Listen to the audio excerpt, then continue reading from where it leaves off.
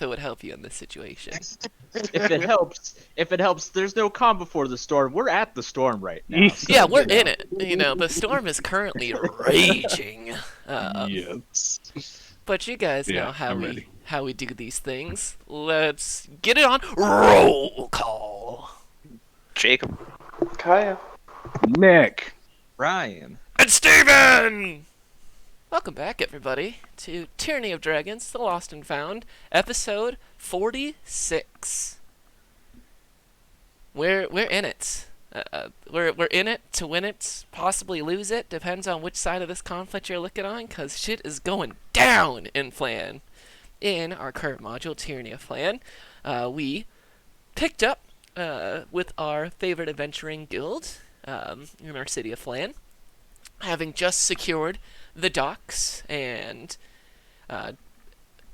assuring a way out of the city for the many people trying to escape.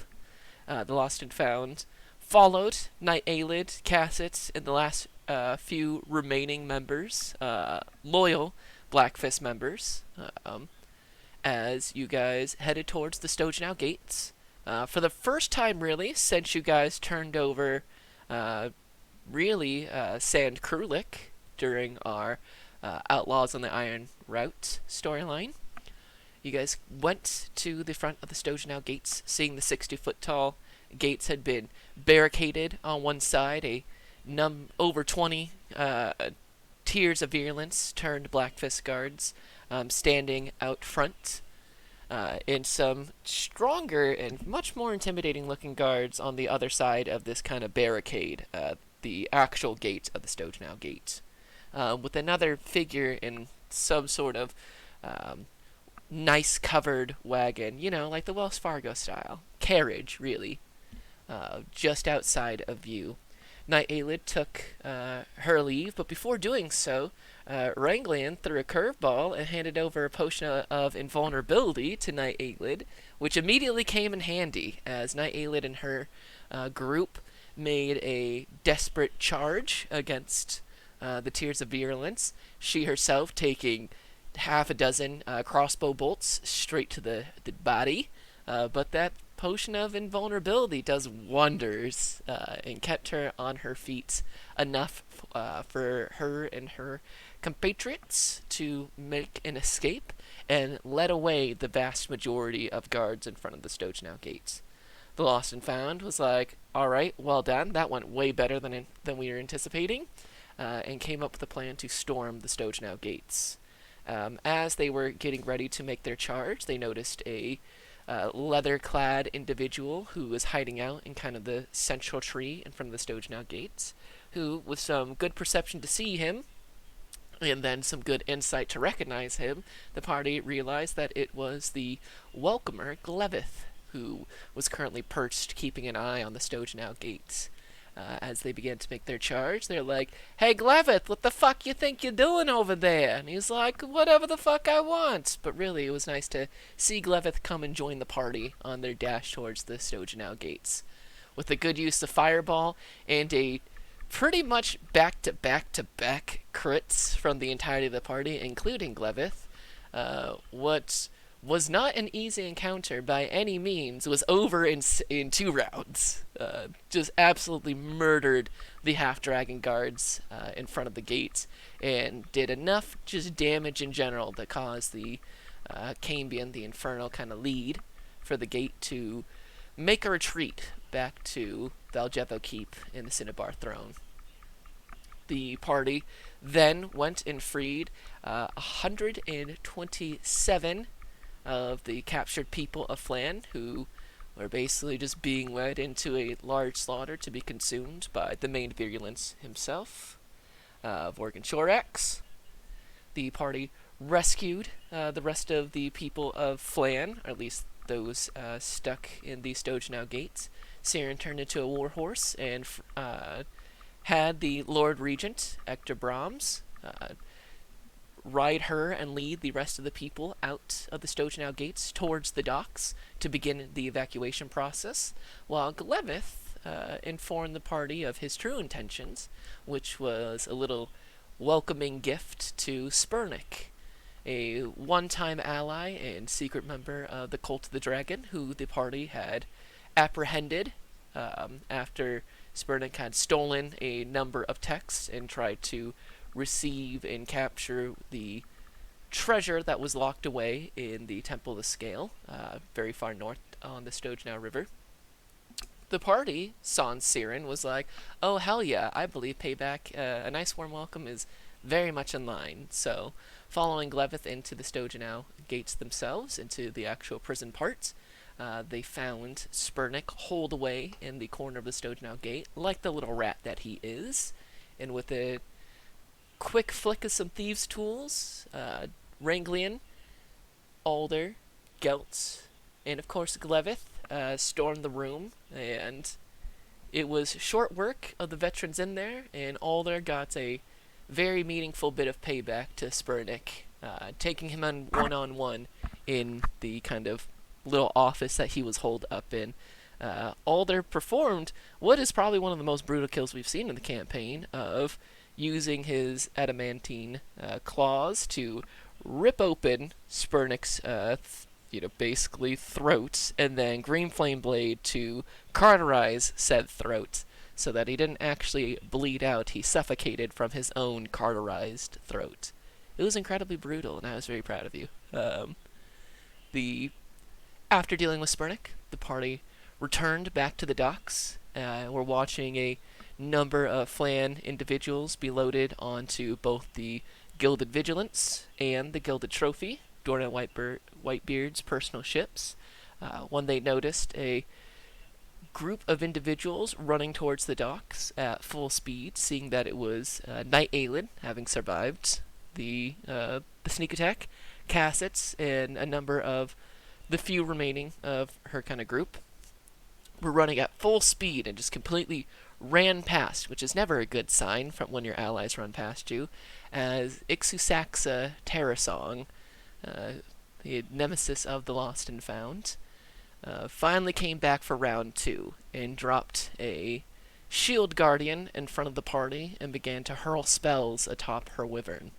It was a nasty fight, a very difficult fight, with the Lost and Found destroying the shield guardian and preparing to begin this kind of second phase of the fight against Ixusaxa. As the fight began to turn against her, she cackled atop her wyvern after throwing a number of spells and announced to the Lost and Found that it had been fun, but that she was not there for them. And her wyvern began to dash and fly towards the docks, away from the party. There's a lot of incredible things in that fight, but I'm not going to spend the entire time to go recap it bit by bit. So, we return back to the Lost and Found. We are on Gelt's turn. If we all remember, you guys are minus Ranglian, who is using part of the shield guardian's kind of bisected body as cover. The rest of you guys have been using Gelt's Rinthax's fucking body cloak to Gelt used that to cast darkness to give you guys some cover and stop Ixusaxa from targeting you guys with spells. As she's flying off towards the docks at 160 feet per turn. It's about 120 feet for you guys to get to the docks where we had our combat with the ships. It took a lot of really clever math for me to figure that one out, so I hope you guys are proud of my math work there. So, we return back. Thanks for putting in the work. Yeah, we return back. Gelt, it is currently your turn in initiative. We're just going to keep initiative since whilst you guys are not immediately under attack, you are still very much in combat. Okay. I guess I will start dashing towards where she went.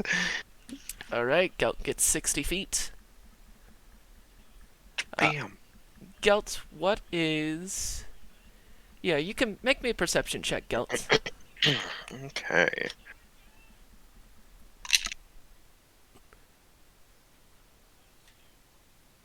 Oof, that's gonna be I have a passive of 12. That good, huh? Yes, you are. You're making your way. You have to go around the laughing goblin. You can clearly see Ixusaxa has cleared over the laughing goblin. Awesome part Yeah. about flying is that you can go in straight lines. There's no traffic in the air right now. Usually the crowd might be crowded, but the clouds are pretty open right now. But you don't see. You hear the sounds of a large explosion. Oh. Screaming, and Ixusax's voice begins to ring out. You can't quite make out what she says, but you can hear her cackle yell, caterwaul, as she does. But yes, that is what you hear. So Gelt moves is 60 feet. Then it is Alder. Alrighty, so I will also dash because I don't have it listed that I had my feline agility back. Maybe I'm wrong here. I don't think you've used your feline ability in that last fight, if I remember correctly. So, if you didn't use it in that last fight, I mean, If I- I, yeah, if I use the feline agility and move just to 60 feet without dashing, do I actually have sight on the both of them right now, or not yet? go ahead and roll me a perception check. Yeah, because I would launch a firebolt from there if I can, but it's just whether I actually can see them. Yeah, roll me a perception check. Let's see what you got. Ah, that's a passive 14. Passive 14. Yeah, you catch up to Gelt rather quickly, and you hear the same kind of. You hear the explosion. You haven't made it quite all the way around the Laughing Goblin Inn, but if you do use your action to dash and get the full 120 feet, you'll be able to round the corner. Yeah, we will go ahead and do just that and take the full movement towards the ships. All right. So, looking at our earlier map of the docks, Alder, you are like right here at like the edge where the building starts. So you've made it. That's the whole 120 feet. So kind of the edge of the map in one turn, because fucking feline agility. Since I don't need you to roll a perception check because you would have to be blind not to see this. But you can see that the Gilded Trophy is currently ablaze. Fuck. And you can see that Ixusaxa is from the 160 feet, so 40 from where you're at, and she went in a straight line. So she is currently heading down towards the dock on her wyvern. Another thing of fire already gathering in her hand. And you can see that the top of the shaded square center mass is currently alight. There are people running, screaming. It's exactly what you would imagine it would be like if you were just a regular citizen and somebody threw a fireball on top of the ship you were loading onto. Oh boy. So, That's all for Alder. Yeah. Siren. Gonna go back to caster form and start dashing after everybody else. Yeah, you catch up to, well, you're about 10 feet behind Gelt because you're small, so you have a... Yeah. I almost always forget. But yes, with your passive perception, you heard the explosion go off, and now you can hear the roar and screams of different people as Ixusaxa continues her onslaught. That's it for me. All right, Ranglian. Yeah. He's gonna dash and start heading towards the actual combat. I am medium-sized right now, so I am moving 25 feet, so that's 50 feet of movement total. Yep, you and Siren are keeping pace. And, Gelt is, you saw Alder hit all four and then just go super speedy cat mode, as Alder does nowadays. Gelt, you of course, you guys will have seen him already turn the corner, heading around. Gelt's just another 10 feet in front of you. Got it. I am going to call out to Gelt and say, keep your eyes open for any of the ranged weapons that the virulence dropped. We need some. We need to get some. Yeah, you're right. All right. It is Ixie turn. Alder, you are the. You can see this as her wyvern knocks away the crane that's on the kind of the end of the dock as she kind of lands with the wyvern, fire in one hand, and calls out, "Lord Regent, I believe you and I have a date." And as the fire just cackles and burns in her hands, you can just see that she looks very much like Azula does towards the end of book 3. Just that kind of deranged enjoyment of the kind of destruction that's happening right now that only somebody who enjoys that kind of suffering could possibly have. As she is currently searching out for the Lord Regent. Speaking of which, all right, noted. So, she's got. Yep, she's gonna hold her action. Same with the wyvern. So it drops down to Gelt. All right, I guess I'll start making as much movement as I can. Another 60 feet, you get towards the top of the map. You round the corner and you come upon. Roll me a perception check as you round the corner. It's gonna be a passive of 12. Passive 12. Yes, you are. You are. Can't you?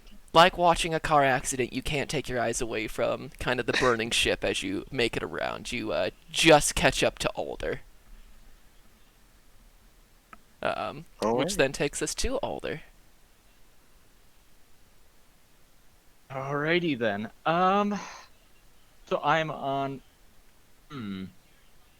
If over towards looking at the map, towards the westernmost end, if I got behind some of the boxes for cover, is that enough range where I could still throw out a firebolt? It looks like it, but I just want to double check. Let me count it out. So, I got 120 feet range on it. Yeah, I'm pretty sure. Yes, the dock is. I counted it earlier. It's 105 feet from end to end, going long ways, of course. So 20 feet wide, 105 feet long. If you get behind there, you are in range. Okay, well, let's move there. We'll use the boxes, or the crates, for as much cover as we can on that. And I imagine I have a clear shot on both the caster and the wyvern here, right? Yeah. Okay. Go after her. She's the more immediate threat, but the wyvern's almost done.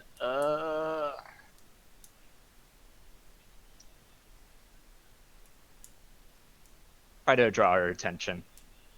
We'll go for her. We'll take a shot at her.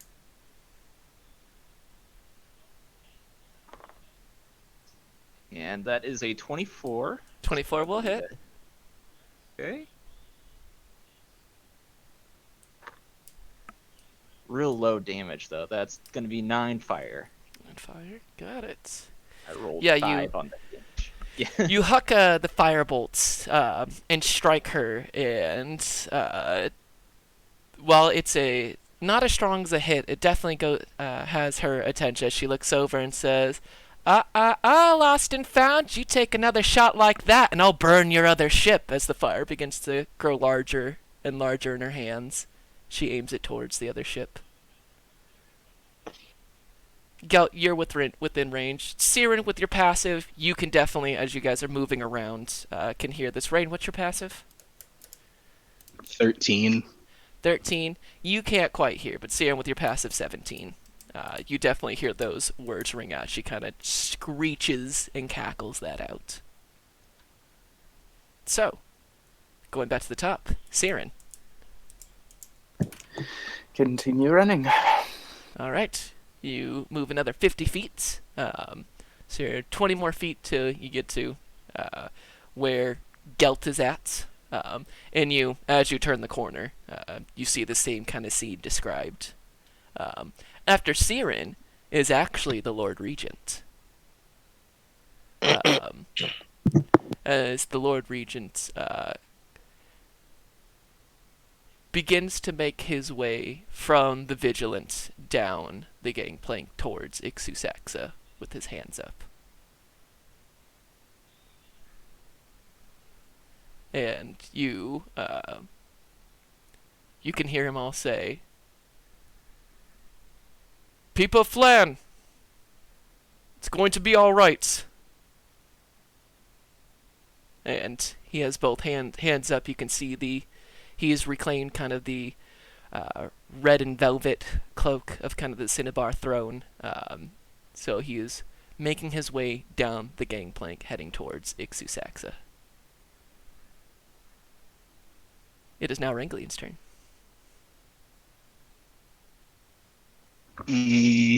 Okay.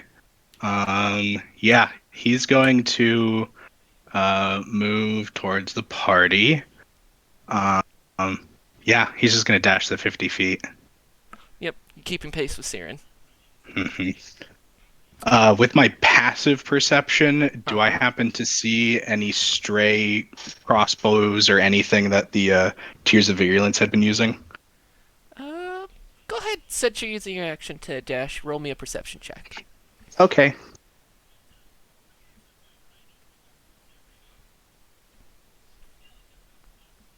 I mean, better than my regular perception, 17. A 17?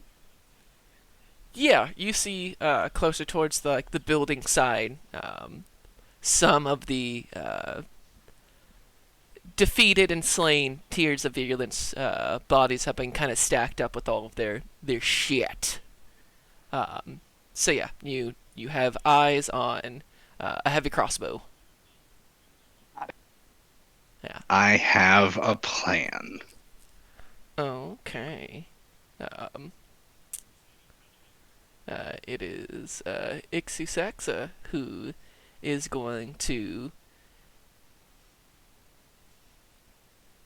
hold her action and allow the Lord Regent to get closer. And as the Lord Regent makes words, "Ah, there you are."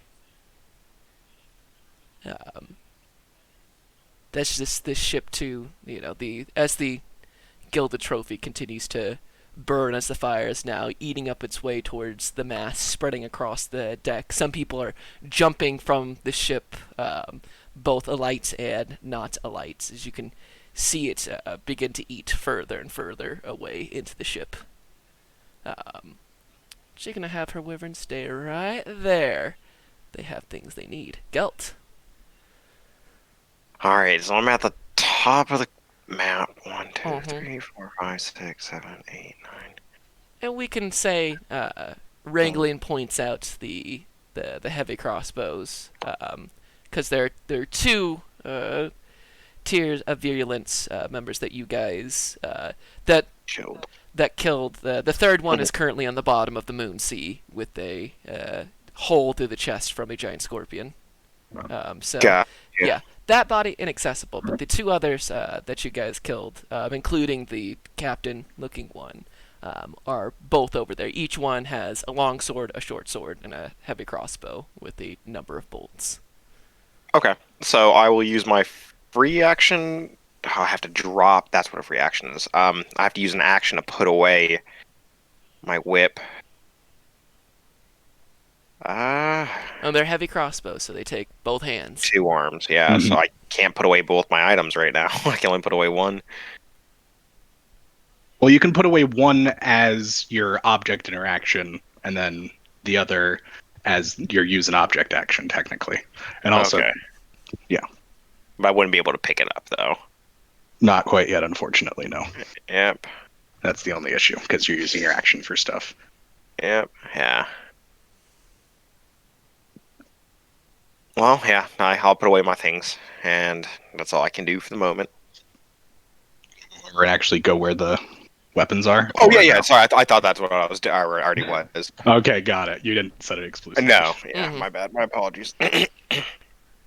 Yeah. Put my things away. Go where the weapons are. Okie How'd you do? So, as Geltier, going and scrounging and putting your stuff away to get a heavy crossbow, give you some range, we switch over to Alder. Ugh. I don't got a whole lot of spell slots here and in a little bit of a checkmate situation, so Alder will just remain behind the crates, will ready in action to firebolt if things go incredibly south, and aim that at the caster, but for the time being, he's just gonna hold still and watch as things play out. Yep, you currently have half cover, so add a +2 to your AC, and a +2 to your dex saving throws, whilst you Cool. are doing so. Alright. Cool. Back to the tippy top with Siren. Siren's gonna make as much distance as she can. She's aiming for the other group of barrels that are on the upper part of the dock, The like the southmost ones. southmost ones? Okay. That takes you 20. Assuming I could still see her from there. Yeah, you could see her from there. And using your action to dash for a full 50, get to 20, and then you could with your less movement than full to get there. You can get behind the barrels this turn next to Alder, but if you head for those barrels, you're gonna be left out in the open. Okay, I'll wait. Okay, but you can take cover behind those crates and barrels with Alder currently. Okay. Welcome back, bud. Hello there. She's Gobi. Anyway. All I'm right. done. The Lord Regent continues, uses his 30 feet, so yeah, he's about halfway towards Ixusaxa. So he's got another turn before he's in her clutches. As he continues down the docks. I was gonna say boardwalk, but I'm like, that sounds wrong. Alright, Ranglian. So Rain moves over to where Gelt's at with the weapons. Uh-huh. He puts his shield on his back, so he has both hands to do what he's about to do. He grabs a bolt and reaches into his pocket and pulls out a vial of inky, oily poison and uses his action to poison the bolt. Nice. Nice. You With do. with drow poison. You indeed do. And then he puts it onto a crossbow and holds it ready for Gelt. Because he is a way better shot than I will be. Thank you, sir. You get one chance. Let's make it count. Alright. Hold on, just want to make sure I have drow poison up and ready. Mhm. Gotcha. Okie dokie. He's really banking on the fact that she seems to be a wizard. Yeah, Ixusaxa still holds the thing of fire in a hand, still aiming it towards the Vigilant as the Lord Regent gets closer and closer. And with all the shading of this, it's like her whole mouth pulls all the way across her face, as if almost, almost Cheshire Cat style, with like the purple robes and this huge big smile, like the eyes that are far too bright, making some of her elven features really kind of stick out. Just, you don't know who's more feral in this moment, her or her wyvern, as the Lord Regent is delightfully close. Gelt. All right, I'm gonna take that crossbow. Let's hope this works, Rain. There's a lot of factors in this. This is a really Yeah. heavy gambit, but Yeah. All right, and I'm gonna fire at Ixasaxa. Fire Ixusaxa. Gotcha. 23. Ooh! 23. Hold on one second. Where did that go? I need that to be on Wyvern right now. So you're firing at Ixusaxa. Mhm. Yes. Yeah, a 23 will hit. I roll a D10. It says. please make a Constitution saving throw for Ixusaxa. Mm-hmm. DC 13. Do I add any modifiers? Oh yeah, it's a dexterity, right? So I Yep. can. That's why I gave it to you. You're better at That's it than right. me. That's right. There it is, and I get a. Oh yes. And Ixusaxa rolls a 16. Damn it! Fuck. That's going to be 8 points of piercing. Yeah. 8 points of piercing. Fuck. Yep. Ixusaxa releases the fireball. The Doing vigilance that. is now is now aflame as she takes that crossbow bolt. By the Being that- way, if you're holding a spell in between turns, you're concentrating on it. Yeah, she's fine. Just checking. Yeah. It's so- the last thing I had. Seeing Gelt shoot that as well, I'll go ahead and use my reaction to do my held firebolt. Okay. That is a 21. A 21.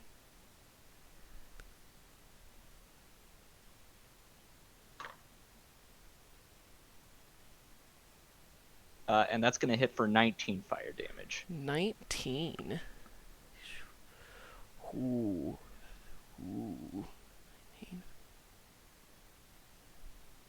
Yeah, no, between the bolt and the firebolt, it just crashes into her, and you see entire parts of her go alight as it burns in. She looks very, very spicy. Nice. Did I use my action last turn to get to the crates I'm behind? Mm-hmm. Okay. Just making sure. Yep. Alright. Wait, real quickly. Yeah. Does she have to make 2 concentration saving throws, or is that just No, One. it would just be the one. is that for all spell casting? Just to clarify. I don't understand. Wait, for what? No, I don't understand what you're saying. Is She it? got the spell off before Alder. Oh, got I see. Never mind. So, I'm being. Yeah. Gelt Okay, fires, hits. She uses Yeah. her reaction to launch the fireball she's been holding.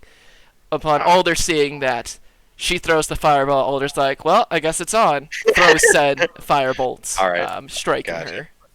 her. Speaking of which, Alder, is your move. We are going to continue where we left off with another firebolt at her. Uh-huh. That one I don't think we'll do, though. That's just a 13. A 13? No, that will not do. All right. Staying behind the crates. Alright, Siren. No, I'll move to the other crates if I can. You As can. close as I can get. Okay. Do I have my action? Mm-hmm. Alright, I'm gonna firebolt her. Please. Oh, beautiful. That's 24 to hit. 24. Yeah, 24 will hit.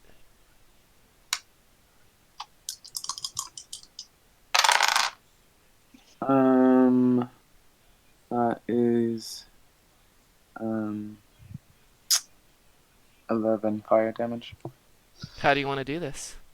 Oh. Oh.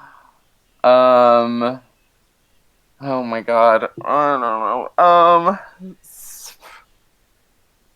I think.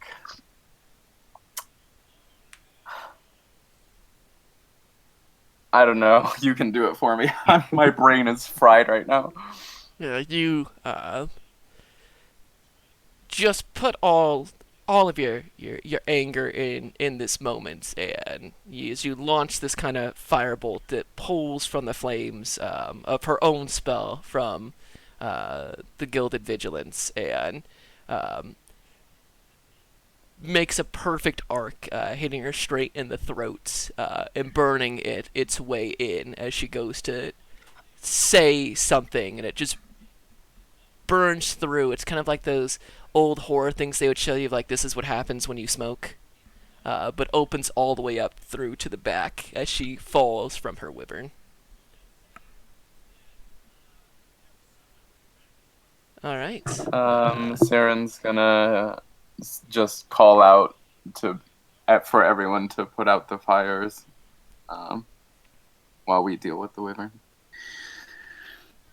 Yeah, it is the Lord Regent, who is now, since everything is going down, is going to begin to try. He's going to start running away because he's out of reach of this wyvern, and Damn, good for him surviving that point blank fireball. yeah. Well, he didn't cast it on him. Cast it on the ship. On the ship, yeah. Oh, Yeah. true. Yeah, he's on the dock, so he was not. Right. not I in forgot. He range. wasn't the Yeah. one taking the fire. No. Yeah, he was not on the ship. That's what I was worried about. I My thought you were gonna brain. light up. No, My brain. you're good. It was fine. I was like, I don't remember it happening that way, and I described My it. brain. No, you're There fine. we go. Just fine. There we go. I imagined if he was in the middle of it, we would have known. We would. Yeah. Yeah. Yeah. I'm just constantly thinking of my next steps, so my brain is like half paying attention to what's happening and half thinking plans. So, So yeah, sorry. he's actually gonna use his action to begin to. He's dashing back towards the vigilance to help try to put out the fires of that one. Yes. Then a new challenger approaches as from the deck of the Gilded Trophy, you see someone make a leap with a long sword in hand, and with your guys' passive perception being in it impossible to miss her, you see Knight Aelid drop from the Gilded Trophy. I love her. So she's actually, because that's her turn on initiative, she's going to make an attack against the Wyvern. Luckily, that would be bad, but the Wyvern's AC is trash, so that hits. You know, you'd think they'd have decent AC because they've got scales and shit, but you gotta Yeah. love when stuff just works out. You know, their wings Yeah. are paper thin. I mean, she, That's valid, actually. That's true. That's Um, really what does it to them. so she gets a. You see, she brings down the sword and cuts through part of its wing before landing there. It's a heavy thump, since she's wearing splint armor currently. It's got to be murder on your knees. But she's on with a past acrobatics. She is on her feet and engaged in the wyvern right now. Nice. So I believe that brings us to Ranglian. Yeah. First he puts a hand on Gelt's shoulder and says, "You did exactly what you were supposed to," and then goes about his actual business, reassuring you that is you did perfectly. But how far away am I from the wyvern? From the wyvern, if you're over by the Laughing Goblin, because you're helping Gelt set for the bow shot, Mhm. it's 105 dock, and it's a large creature, so it's closer to like 95, and then 5. 95, 100, 105, 110, 115, 120 feet away. Cool. Okay. So that determines what my gambit is for the turn. As he moves his 25 feet closer, grabs Gigi from his back, gives her a kiss, and says, "Oh, please, please, please, please, please," as I activate my once per day to try to cast a cantrip I don't know. Ooh, that's a 13. A 13 does. The DC is 11. As I cast Eldritch Blast. All right, go ahead and roll your 2 Eldritch Blasts. And yes, Chad, I'm a warlock without Eldritch Blast. We exist. We are not the same. And because because we're higher than level 5, I get 2 attacks. Oh, huh. 25 to hit, and 17 or 16 to hit. Mm-hmm. Both hit. Nice. Nice, Sue. I'm... Dridge Blight, yes. That's a 9 and a 9 for 18 total force damage. 18. Yeah, this wyvern. They rock straight into this wyvern, and it is looking spicy. They come Between from the GG. multiple, go ahead, sorry. yeah, between the the fireball earlier from Alder, other fire bolts, the slash from Night Aelid, your Eldritch Blast. This wyvern has taken quite the punishment. And because it comes from GG technically, when he does it, it looks just like he does a big, like, double spin around two-handed with the axe, and just two big, like crescents of gold shoot out of it and are the Eldritch Blast. Getsuga! Kinda. Excellent. Now it is the wyvern's turn. Fuck Night Aelid, you're taking some attacks. All right, it is going to. Yeah, it's gonna make one bite attack and one stinger attack against Night Aelid. Oh man, she could go down. Yeah, the bite is a 21. That'll hit. Oh! And the stinger, Oh no. the stinger's a 19. So those will both hit. Oh no. Yeah. So the bite itself, I'm one off from Max. So that's 15 points of piercing damage. And then stinger, that is max of 16 points. Oh no. A Night Aelid needs to make a Constitution saving throw, which she's decent at. She does pass the Constitution saving throw, but still takes half of 7d6. Oof. That stinger's no joke. No, it's terrifying. Yep. That's why I want to cut it off and take it for myself. 4.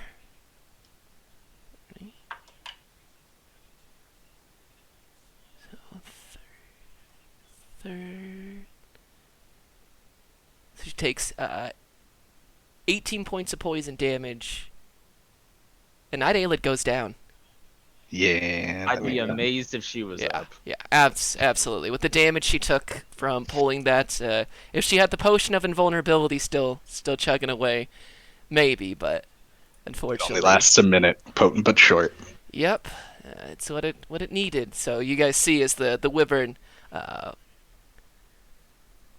pierces Night Aelid straight through the chest with the stinger and brings her up and just bites deep into her neck, and you can see just kind of this gout of blood as you can see the color draining from her as she goes limp, and it is going to fly its 60 feet and is right above the Lord Regent once again. Son of a gun. Well, it's got 80 rain- feet. It's got 80 feet, but yes. So flies over and is like right on top of the Lord Regent now because it's got that movement. However, that's all the wyvern can do. It can't get the Lord Regent because it's Gelt. You still got crossbow. I say it takes an action to load it, though. No, it's just you have to load it. You can only make one attack per turn because of loading the crossbow. Oh, even if I have the 2 attack skill? Yes, that's the whole Okay. point of crossbows. Gotcha. You have to take Gotcha. crossbow expert to make multiple attacks. I see. All right. But you can still load it and fire it, which I think is going to be your only option. Yep, and that's what I'm going to do. I'll also close in on it, too. I'll fire from where I'm at and then move, so I'll make the shot. All right. Does a 22 Yes. hit? Yes, Oh, a yeah. 22 hits. And that's a d10. That is going to be 7 points of damage. 7 points of damage. Gotcha. And then I will move up, I guess, on the dock closer to it. Or as Yep. close as I can get, I'm guessing. You move 30 feet down towards the dock. And I will use a bonus action to cloak myself, I guess. And cloak yourself. Alder. Yep. Alrighty. Assuming I can see the wyvern from here, we're gonna cast that firebolt, sir. Mm-hmm. Oh, cool. Not on the mark. That's an 11. An 11? 11 does not do. Yeah. You fire and it goes too high. It's a weird angle you you- got on it. Back to the top, Siren. Gonna run 25 feet towards the Lord Regent and fire a firebolt. That is a 16 to hit. 16. Yep. Beautiful. Ooh, that wyvern. 10 points of fire damage. How do you want to do this? Oh my god. So this smoldering fire in Ixusax's throat leaps out, re-emerging like a phoenix, and launching towards her wyvern. And I think in her mind she says, "This is for King and the horses." As it burns through, like the opposite of what happened to Ixusax. It burns through the throat of this wyvern from the back moving forward instead of from the forward moving back. And there's awful gaping noise as it and falls. The Lord Regent's gonna make a dexterity saving throw. Oh, please. Yeah, with a natural 19. Yeah, he dives out of the way and then like tries to scramble and hold on to the ship, and there's just a bunch of water that begins to splash upwards as it gets weaker and falls into the moon sea. Damn it!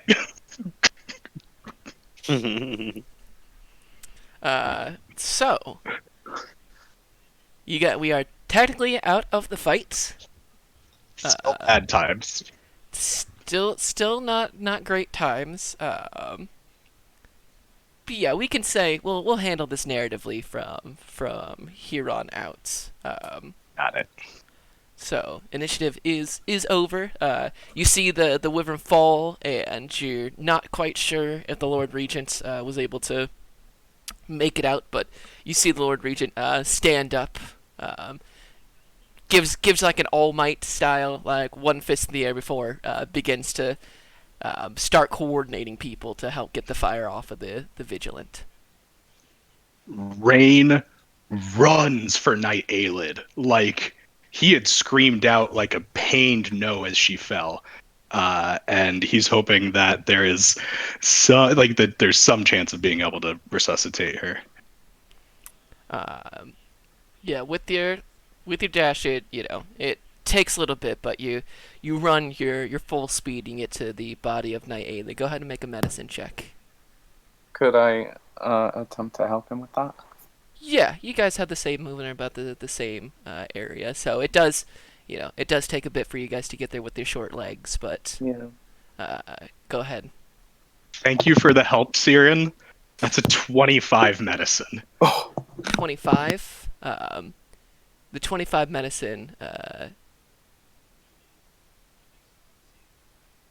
You get to her, and the poison has spread through parts of her body. The wound itself is this nasty hole straight through the center.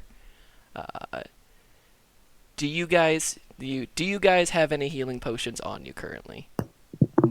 I used all mine. I don't, unfortunately. Then with your 25 medicine check, you know that she was probably dead before she hit the ground. Got it. The amount of blood that is there is pooling out, it's dripping through, and it just looks dark against the docks. You can see that a huge chunk of like her collarbone has been bitten all the way through. You can see just like through the hole, kind of in the center. It's punctured through the splint, and kind of curved it in, mixing with kind of this now crater in the center of her mass. Yeah. Rain kind of cradles her a little bit after he does. It takes him. I'm gonna say it takes him just a little bit longer than you described to realize that it's too late, as he kind of futilely attempts to resuscitate her, and then just slams his hand on the dock and screams out, She was. She may be the only good Black Fist I ever met. God's fucking damn it! Siren, As you he is follow just, range directions, and Siren, you probably come to that realization before he does, or just having you put pressure on the wounds, and you can just you know it's already too late, as you can already feel there's not that kind of pumping of blood moving through, but you help Rain in this moment. he wipes his hands on the docks eventually and just looks at you, Siren, and says, "Thank you. Thank you for making it. Thank you for this. Let's go. Let's go try and put out some fires, I guess." Like Uh, always. as Rain is going to take the Cloak of Spell Resistance, and hoping that because it's a magic item, it'll be at least moderately resistant to fire, is going to use it like a blanket to start damping out fires where he can. Siren? Yeah, she's gonna just assist, however she can, putting out fires. She's small, so she can't do a whole lot, but Yeah, as this is going on too, Alder would definitely begin using control flames. I would even ask which one he could tell is the most salvageable right now of the two, and start focusing on that. That's probably going to be the vigilance at this point, since the fire's been burning the least longest. But you look over at the gilded trophy, and it's already caught the sails. It's whatever people that were on there have either dove into the moon sea or died in the initial burst. It covers most of the top deck, as it's just been spreading. But if you work quickly, you might be able to save the vigilance.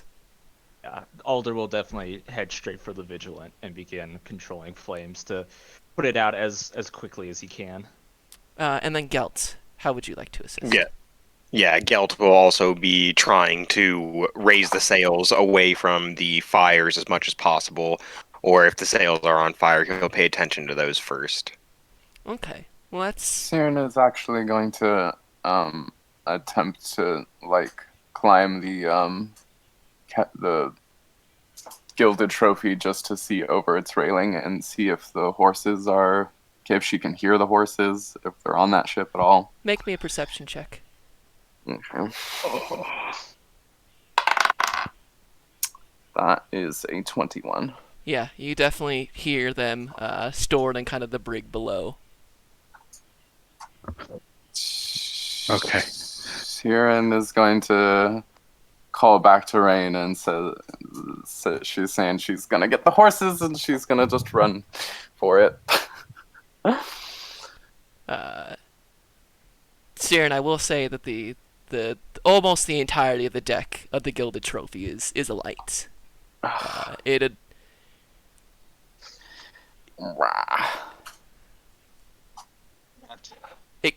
You can move through it, but there will be quite some significant fire damage you'll be taking. Yeah. Fuck. And as you're looking on this, you can see that there's some people. So, awful fact: when you are burned to death, if you are conscious when it happens, your body goes into the fetal position, as it's trying to protect itself. And you can see that a good chunk of some of these people that you assume that you're liberated, and some of the kind of crewmates there, are in these kind of fetal positions, just kind of burning away. The smoke is heavy and that thick, that thickness that only comes from flesh burning, mixing in with a lot of this dried wood. Damn it. Yeah, I've got nothing for that.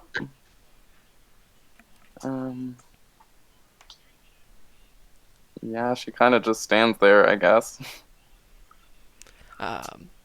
Saren, while this is happening, Ranglian, go ahead and make me, since you're trying to use the Mantle your of spell mantle of resistance. spell resistance. Sorry that I got caught up in that moment for a little bit. Go ahead and we'll say do sleight of hand to use it effectively to try to stamp out these fires. It's a You got it. Alder, make me an intelligence check. So go ahead and roll me basically your spellcasting modifier as you're trying to shape flames, and then Gelt, what was it that you were doing? I was paying attention to the sails, see if they were on fire or if they were damaged, and if they weren't, I was going to begin raising them to avoid any fire getting up to them. Make me just a dexterity check, as you're gonna help some of the sailors. You're you're not a sailor. You don't have proficiency in water vehicles, but they will definitely use the hands to get these pulled up. And if they can get them pulled up fast enough, they might be able to avoid the sails catching fire. Okay, can do. So let's start with Wrangling. What'd you get for your sleight of hand? 17 plus 1 for 18. 18. Yeah, you start working on like the masts and kind of the front end where the area is most deep. Basically trying to keep a line from it to spread until more people can help get like water up. Luckily, you're right on the moon sea, and there are things on the ship. Luckily, the fireball kind of hit the look at it's the port side because port's to the left. And not up above since they're at like the same level. So it wasn't like a fireball dropped down onto the deck of the ship and spreads out. Hit mostly kind of the whole spilling over.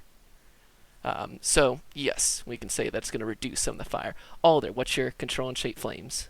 Check. I rolled 15. 15. Yeah, you start working in tandem with rain. You're able to keep it from spreading, and you're basically forcing back this fire. And then Gelt. That was going to be a 15. A 15? Yeah, 15 also does. It's less skill on this one. It's just hand over hand, pulling up these sails as quickly as possible, cutting through kind of this noise. Everybody give me that same check, this time with advantage.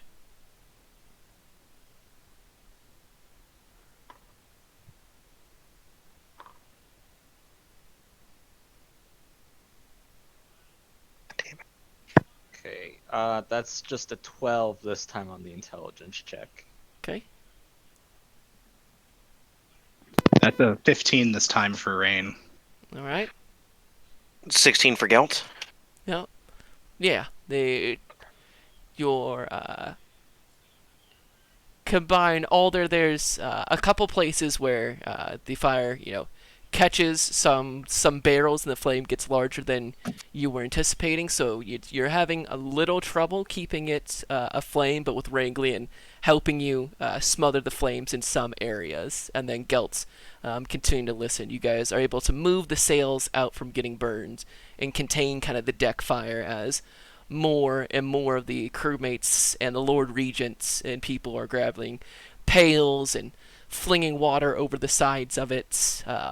The remaining refugees, the soon-to-be refugees of Flan, it's all hands on deck, and you are kind of left as this kind of mad scramble to keep the last remaining ship in the dock afloat. It takes a little bit, but with those checks, you're able to contain the fire. There's some damage to the hull, of course, and a bit to the top of the deck, but you're able to save the sails, the rigging. You don't lose like the mast or anything like that. While definitely going to need some repairs in the future, the Gilded Vigilance does not sink. At the same That bitch. That's as much as we can ask for right now. However, the Gilded Trophy is a different case.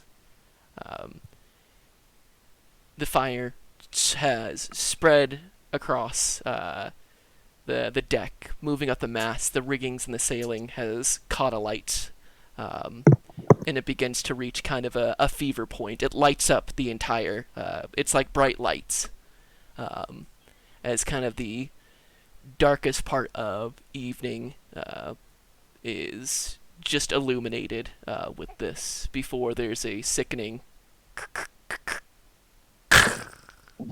and you watch as the mast and the larger riggings collapse in with a huge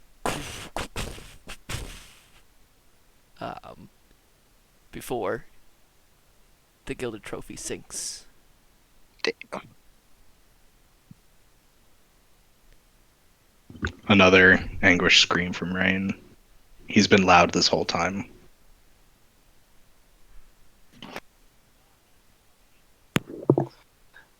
All Siren can hear is the horses screaming still.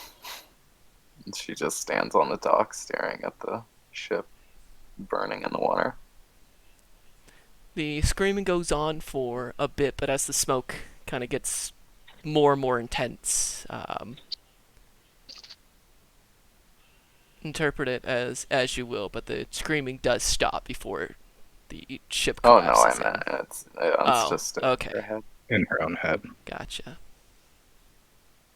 Rain will eventually go try and get Siren and, like, pick her up and take her if he needs to.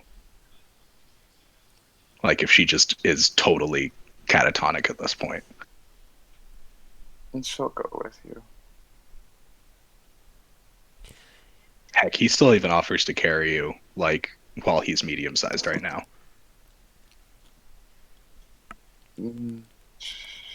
She waves you away. Okay. Let's go. I'm sorry. I'm sorry too. You guys load onto the Gilded Vigilance. You have Lila, Imazale, Casset, the Lord Regents, Aya Glenmere, Grant Welby Jove, Dornell Whitebeard at the helm of the ship. As you're leaving, Alder, make me an investigation check. I was gonna say, before we leave, I did want to do that. And a good one, too. That's a 23.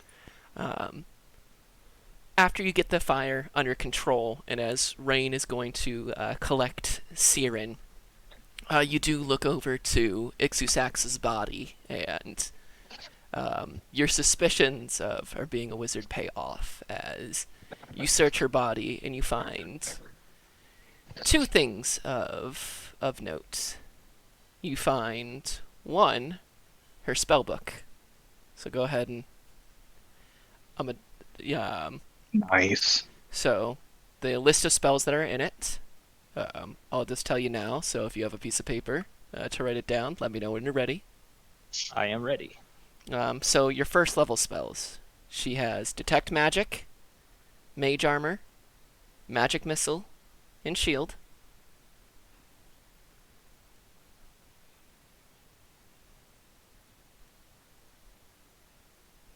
Second level. Okay. She's got Misty Step and Suggestion. Ooh, suggestion. At third level, she has Counterspell, Fireball, and Fly. Ooh! That's a good one. At That would have fourth been level, awesome tonight. At fourth level, there is Ice Storm and Stone Skin. This This is a good spellbook pickup for you, gr- Alder.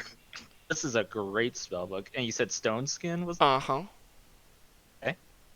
And fifth level, you have Cone of Cold, of course. Oh, yes. Her classic. Also, Fear? she has it looks like a dusty rose prism that is kind of entangled in her hair. that you find as well. Let's identify on that when we're on this ship. Absolutely, when we have time for it. But it is of note, and we will definitely take it for now. Ooh, one Um, go- one oh, last go thing ahead. that you find on her is a spell scroll of sending. Useful. And from her, I just keep adding things because I keep finding more things on this treasure side of things. You also find on her person, in jewelry, about, if you had to gauge, about 1,000 gold pieces worth of jewelry, of like finely made like necklaces with all sorts of gems and such, big fat rings, that not as like knuckler style as like Chab's rings, but significant. So go ahead and add like, 1,000 gold pieces worth of jewelry. All right, that's what I've written down, and that will be some good funding for us for whatever comes next. Um, one thing in character, and then one thing that Nick realized that Rain wouldn't have realized in the moment, but I still want to ask about. Mm-hmm. So, in character, Rain looks to Alder as we're getting ready to leave, and says, will you ignite Night Aelid's body, please? I don't want her being defiled in her death." Yeah, I could do something for that, like that for. The Lord Regent will actually no, no, no, no, no, no. What? No. Are we bringing her with us then? Absolutely, she has family in Mulmaster. Her brother's a cleric of Timora. We might Thank be you. able Let's to. bring her then. My apologies. Sorry. My bad. I Yes. was not aware. I also am glad to hear that there's Church of Timora in Nolester. One part church, one part casino. Rain just has it's barely perceptible as a smile, but there's just a slight upturn at the edge of his lips at hearing that. But my out of character thing that Nick would realize but wouldn't pop into Rain's head at this moment, what ship was our 3K gold on? Ooh. I thought we were on the Gilded Trophy. I'm pretty sure most of it went onto the trophy, but I left that to be put away by other people. Yeah, that was part of my worrying. Why I was like, it's good that we've got 1,000 gold, because I don't know about the rest of it. Your stuff is with Dornell Whitebeard, and he is currently on the Gilded Vigilance, so your money is safe. Okay. One very minor blessing amongst all of the tragedy. Yes, you have that you have that panic sometime during this journey, but it's locked away in the kind of captain's quarters. They weren't just gonna Okay. just leave that out and about. Wasn't that just like sitting on top of this shit, this big old fucking backpack filled to the brim with gold coins. What's this big heavy backpack that's standing up so well? Okay. So Well, yeah, yes, it that's is. the last thing that I would do before we'd bring Night Aelid up onto the ship if we hadn't already, and then get to getting. You guys board. You bring in Night Aelid's body. Um, it's tight quarters here, as there's far more people on this ship than there would normally be. A lot of it is, in some places it's pretty much standing room only, but most of these people have almost nothing on them, as a good. For the people who are stuck on there, let's roll. How many were lost? D8. Okay, so D8 for 127. My 8. Hold on, let me do some quick math. So that is 70. Yeah, so there is. Oh, that's kind of pleasant. there's a nice number of refugees with you guys. 69. With that, the crew, yourselves, it's a pretty packed ship. It's not a quick journey, but the ship is sailable. As you guys, the sails reopen, and the lost and found, begin to make their voyage across the Moon Sea. It's gonna take, since the Moon Sea is more or less, what is it, about? I always forget, is the Moon Sea an inland sea, or is it like actually open inland. to the? There are, and there are ways to get from the Moon Sea out to, like, the Great Sea down in the south part of Faerun.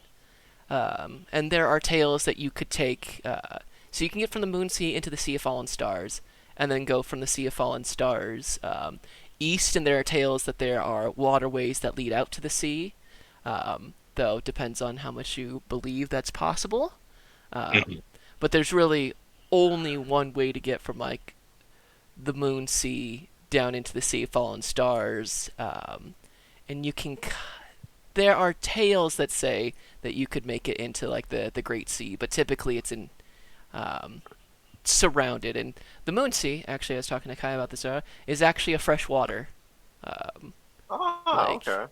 yes, the Sea of Fallen Stars is not just like a natural sea.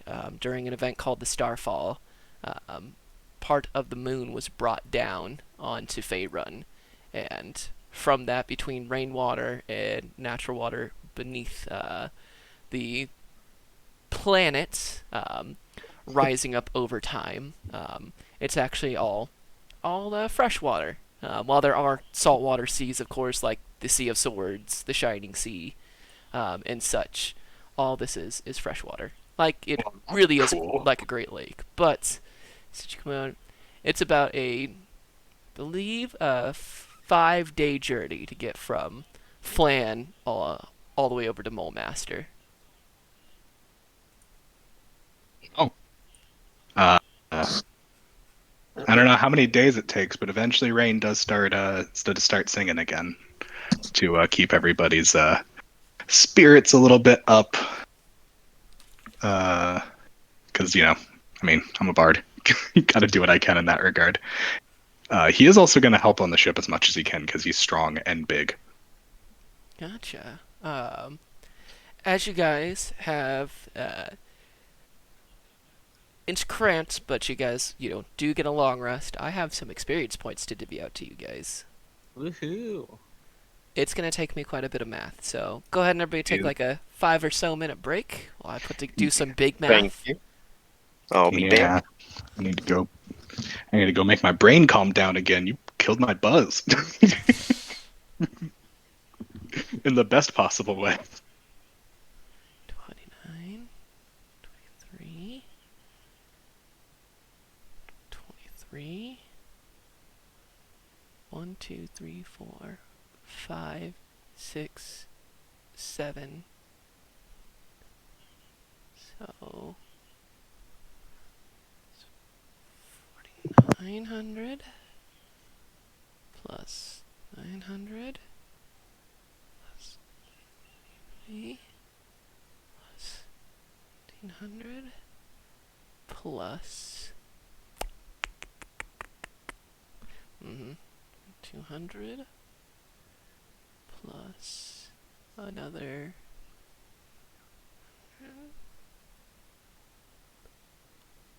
plus another, yep, hold on, another 700 plus another 1,100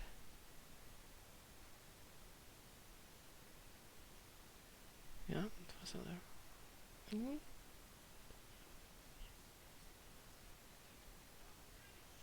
and so it's the 3 hobgoblins, the Kugard Drakes, Fabnik the Venomous, Half-Dragon Atten, Ixusaxa, the Shield Guardian, the Wyvern, Cambion Godaway, Spurnick, his 4 veterans. 3 on the dock. The Basilisk, Kobold Fanatic. And then 2, 3, 6.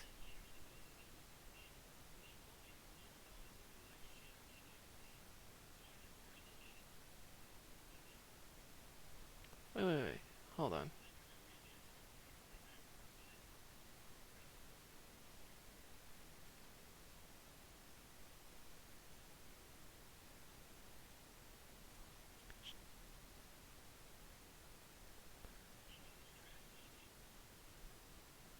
Fuck.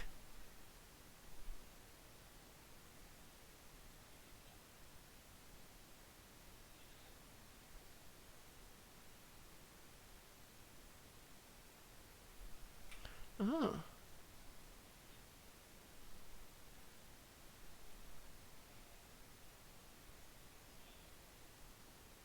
There we go. Sweet.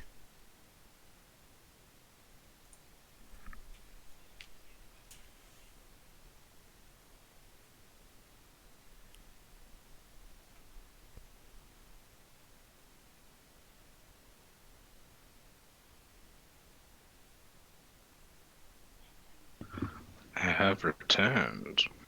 I never left. But I also haven't. I have all the math done. Of course. Is everybody here? But you said you do have all the math done or no? Yes, I do have the math done. Okay. Oh, one other minor thing for Rain, Yeah. whether or not she actually responds or, well, she'll get the message because it's prayer. But he is going to pray to Timora and let him know that he's on his way to Maulmaster. Noted. So, it's a pretty big XP drop for you guys. So, for defeating the Shield Guardian, Ixusax the Terrasong, the Wyvern, Farvnik the Venomous, the Half-Dragon Guards, the Half-Dragon Etten, the Basilisk, 3 Hobgoblin Captain, 7 Veterans, 2 Guard Drakes, a Kobold Cult Fanatic, and Spurnik. And then I'm going to put them together with the story awards for freeing the prisoners out front of the Lost and Found complex, for freeing the docks, for learning about the Tears of Virulence, for rescuing the Lord Regents, and freeing the people at the Stojanau Gate, for taking out Spurnik, for escaping Flan with Aelid's body, and having the Lord Regent escape alive from Flan, all together after combining it together and dividing it out between the 4 of you and giving you your individual awards. Everybody add 6,100 experience points. Jesus. Wow. 34,000 is level 8, by the way. Yep, I believe wow, that's level 8 for we you hit it. guys. it is. Oh, yeah. How much did you say again? 6,100. 100. Okay. Ooh, that is a level 8. And just as a heads up, especially for you, Gelt, because I know you might want it, with the ABI for me, I am going to take that in intelligence, so I'll be unattuning to the headband now because it won't be useful for me. I can't use it. Good sir. Oh, Well, well, attunement slots somebody- are full up. Yes, True. sir. Give I it got- to Siren. Yeah.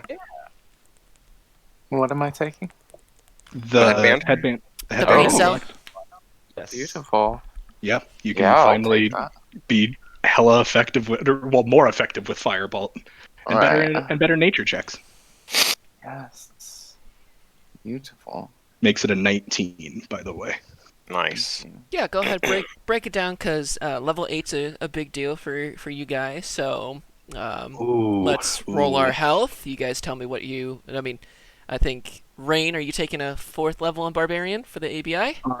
No, 4th level was last time. It's 5th yes. level in Barbarian now. Yeah. So now I have extra attack and fast movement. Very So my movement speed while large is 40. I'm finally quick. And 35 while medium. So I'm still faster than the average of the party. Nice. So Nice. it's Walk me through your level progression again, Rain. So it's starting Bard, and then it was So it was Barbarian. Bard, Barbarian, Fighter, Barbarian, Warlock, Barbarian, Barbarian, Barbarian. Got it. Yeah. Yeah. It's very yeah. But yeah, now it's three in the other classes and 5 in Barbarian now. Good. Or 1 each in the other classes to make a total of 3, excuse me. And then 5 in Barbarian. Which yeah, I'm gonna be bold and actually roll my D12. Now let's get you guys' hit points rolled Oh. out. I got an It's additional 6. Yes, I rolled extremely low. Oh, Oh, it happens. It does, but I rolled extremely well in the past, so you gotta take them where they come, right? Law averages. Got it. Okay, so a little bit above average for me. I rolled an 8 plus 3 for an extra 11 hit points. 11. Nice. That puts me at that's a very nice number for me. I love when things are by multiples of 5. I have 95 hit points now. You're dude, I'm at 81, so we're Hardy boys. Gotta love yes. being a 16 Constitution barbarian. Same, Well, right? most barbarian. Go. What's your strength at? I'm not very strengthy. 12 plus what is that's a 12 with an ability modifier plus 1, of course. Okay. Just so you know, you need to reduce your movement by 10 since you're wearing splints. You're not strong enough to advance. Ah. So, moving What? moving forward, yeah, you need a strength of 15 to not have your speed reduced. You're proficient in the Okay. armor, but it is definitely heavy, so you have a movement speed of 20. Gotcha. Wait, split mail or scale mail? I thought he had scale. I thought you No, had it was splint. It's splint. Yeah, It was it's plus splint. 1 It splint. was a Oh, plus 1 splint. Yeah, because Okay, that's never 17 mind. plus 1. Yeah, Mhm. so I'll reduce my speed. Oh, that okay. Yep, Okay. that makes was something that I was clicking through. I was like, ooh. Oh, Where's my speed? sense. There. I also rolled a 5 for hit points. That puts me at 52 maximum. And then also as a heads up, Tom, yes. I for my ABI, I split it 1 and 1 in intelligence and wisdom. So that puts me at 18 intelligence and 14 wisdom. FYI. 18 intelligence, 14 wisdom. Good to know. Good split. Definitely, especially since you get those wisdom saving throw proficiency. Yeah. All right. Siren. I'm taking average on health, so I'll have 56. Gotcha. And I'm considering, instead of the ABI, taking the Mage Slayer feat. Interesting. Slayer. And Dom, Yes. for me, instead of taking the ABI, I will be taking a feat. I will be taking the what's the one, Nick, that gives me additional fighting style? Fighting initiate. Thank you. That's what I'll be taking, and I'll be taking blind fighting as my fighting style from Tasha's. Cauldron of everything. That's the one. Absolutely. That's a It gives good me choice. plus 5. It gives me 10 feet of Blind truth. sight. Blind sight. Thank you. That's what I was looking for. Pretty I think that's pretty much all it does, but that's still pretty cool.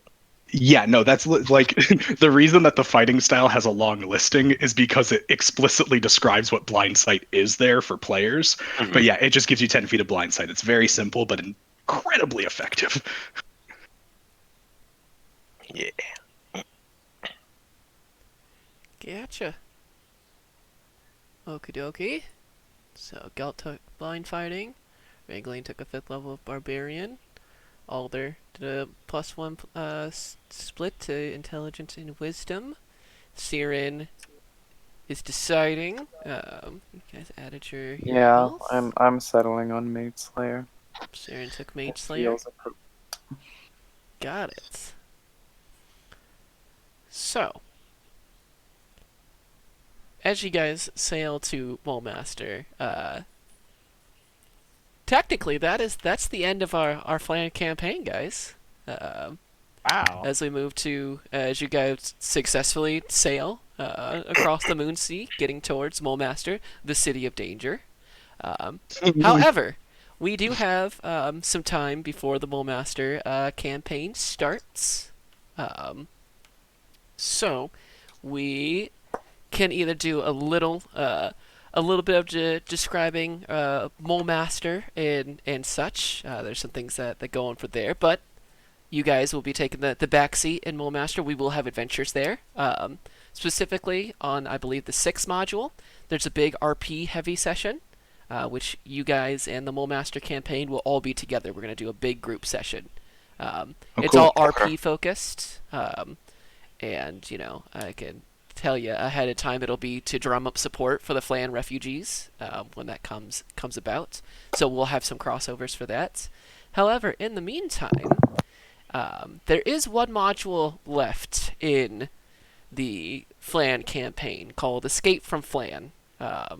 Takes a little bit of massaging for us to do, but there are still people in Flan that, if we want to, I do have the rest of that kind of prepared. It's kind of up to you guys. It should take probably 2 to 3 sessions, although you guys are going to be stronger this time around. But if we want to do that, we definitely can. But congratulations, guys. You made it all the way to level 8. I killed all of you guys once, but never stopped you. But you guys successfully evacuated most of the people of Flan, made it to Mulemaster, and have survived my first long-term campaign. Woo! Yeah, it was a lot of Nicely fun. done, everyone. Yes. Hell yeah. Yes. Yeah. Ooh, one more small note, if you don't mind, while we're wrapping up all the loose ends here. Mm-hmm. For a quick sake, I'm sure we could say that we did a detect magic on that artifact that we found Yes. on the body. What is that? That's an excellent question. You guys have more than enough time. That is an Ion Stone of Protection. While attuned to it, you gain a +1 bonus to AC as this Dusty Rose Prism orbits your head. Oh ho. Oh. Ooh. What's it? I kind of do. But you I have so much attunement. I could give up an attunement. What was it again? It's It's an a +1 Ion to Stone AC. of Protection, so while attuned to it, you get a +1 bonus to your AC. I mean, if no one else wants it. Go ahead. I've got a pretty decent AC as is, so I would be okay shoring up yours, Siren. Okay, Yeah. thank you. Yeah, because me and Gelt are Gelt's way better than I am, but I Hey, am mine nothing needs to some sneeze work, at when okay? it comes to AC as well. So. It needs more AC. I want to eventually turn into a moving rock. Don't No, that's why I don't lost wish my those very things first character. into existence. Yeah, Dom, if I would- lost Gelt to the freaking basilisk, dude, I would have been so goddamn mad. God, I wanted it. I wanted it so badly. I'm like, yeah, just fail this Constitution save twice and turn to stone. I'd be like, your AC is phenomenal, just so you know. That's how Kyle got around my first character, because my first character's AC I think was 20, because I just jacked his strength up until I could Yeah. have mithril breastplate. Good shit. Yeah. But yeah, I mean, I wouldn't be opposed to doing the one last run around in Flan to try and save some people if we can. Yeah, I mean, I have it prepared, but this is kind of the, this is, you guys will, the Lost and Found sail across the Moon Sea, entering into Mulemaster. Mulemaster is a very different city. I was telling Siren earlier that Flan has a population of about 18,000 people, 2,000 more, give or take, around kind of the surrounding farmlands and stuff, and with people traveling in and out, at most the city only, typically has, 20 to 22,000 people in it. Mulemaster has a base city population of 50,000 people. Holy crap. Ooh.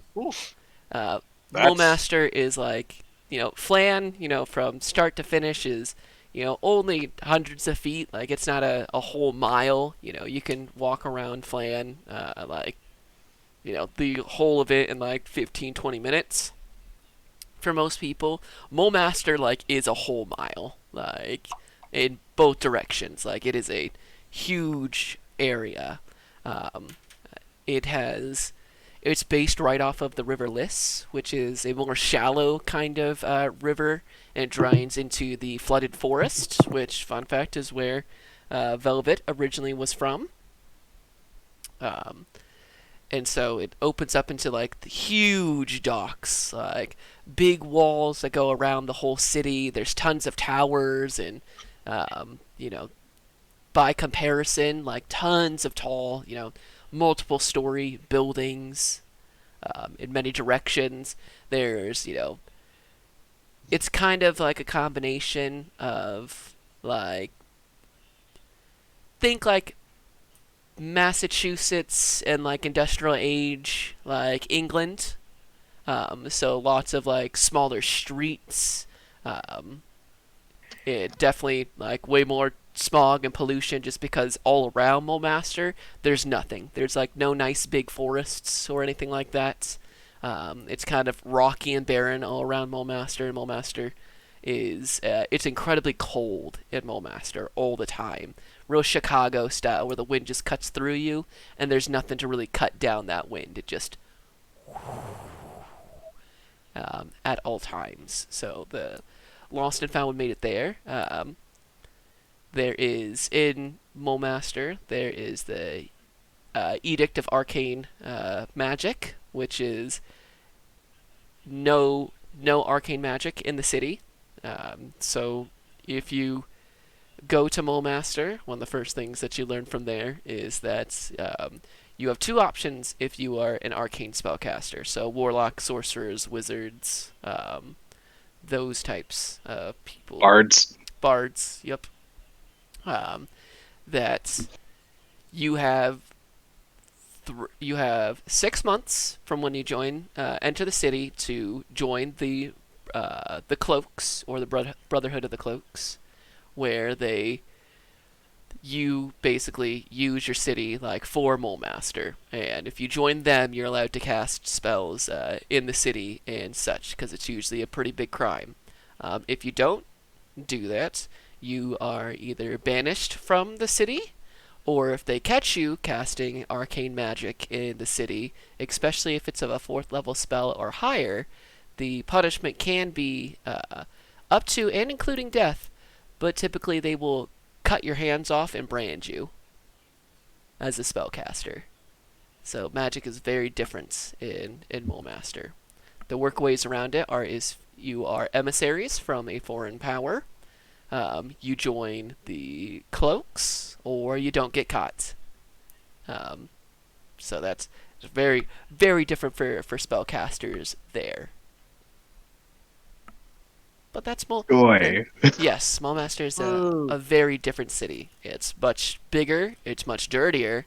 It's much darker. Mulmaster's favorite saying is, "Take what you can when you can, because who knows what tomorrow will bring."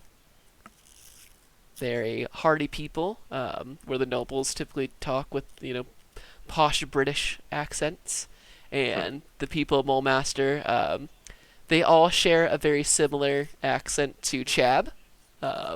It's kind of like being in a whole city full of Chabs, Oh, no. with less AOs. But very, very much, Chab does have a heavy Mulmaster accent.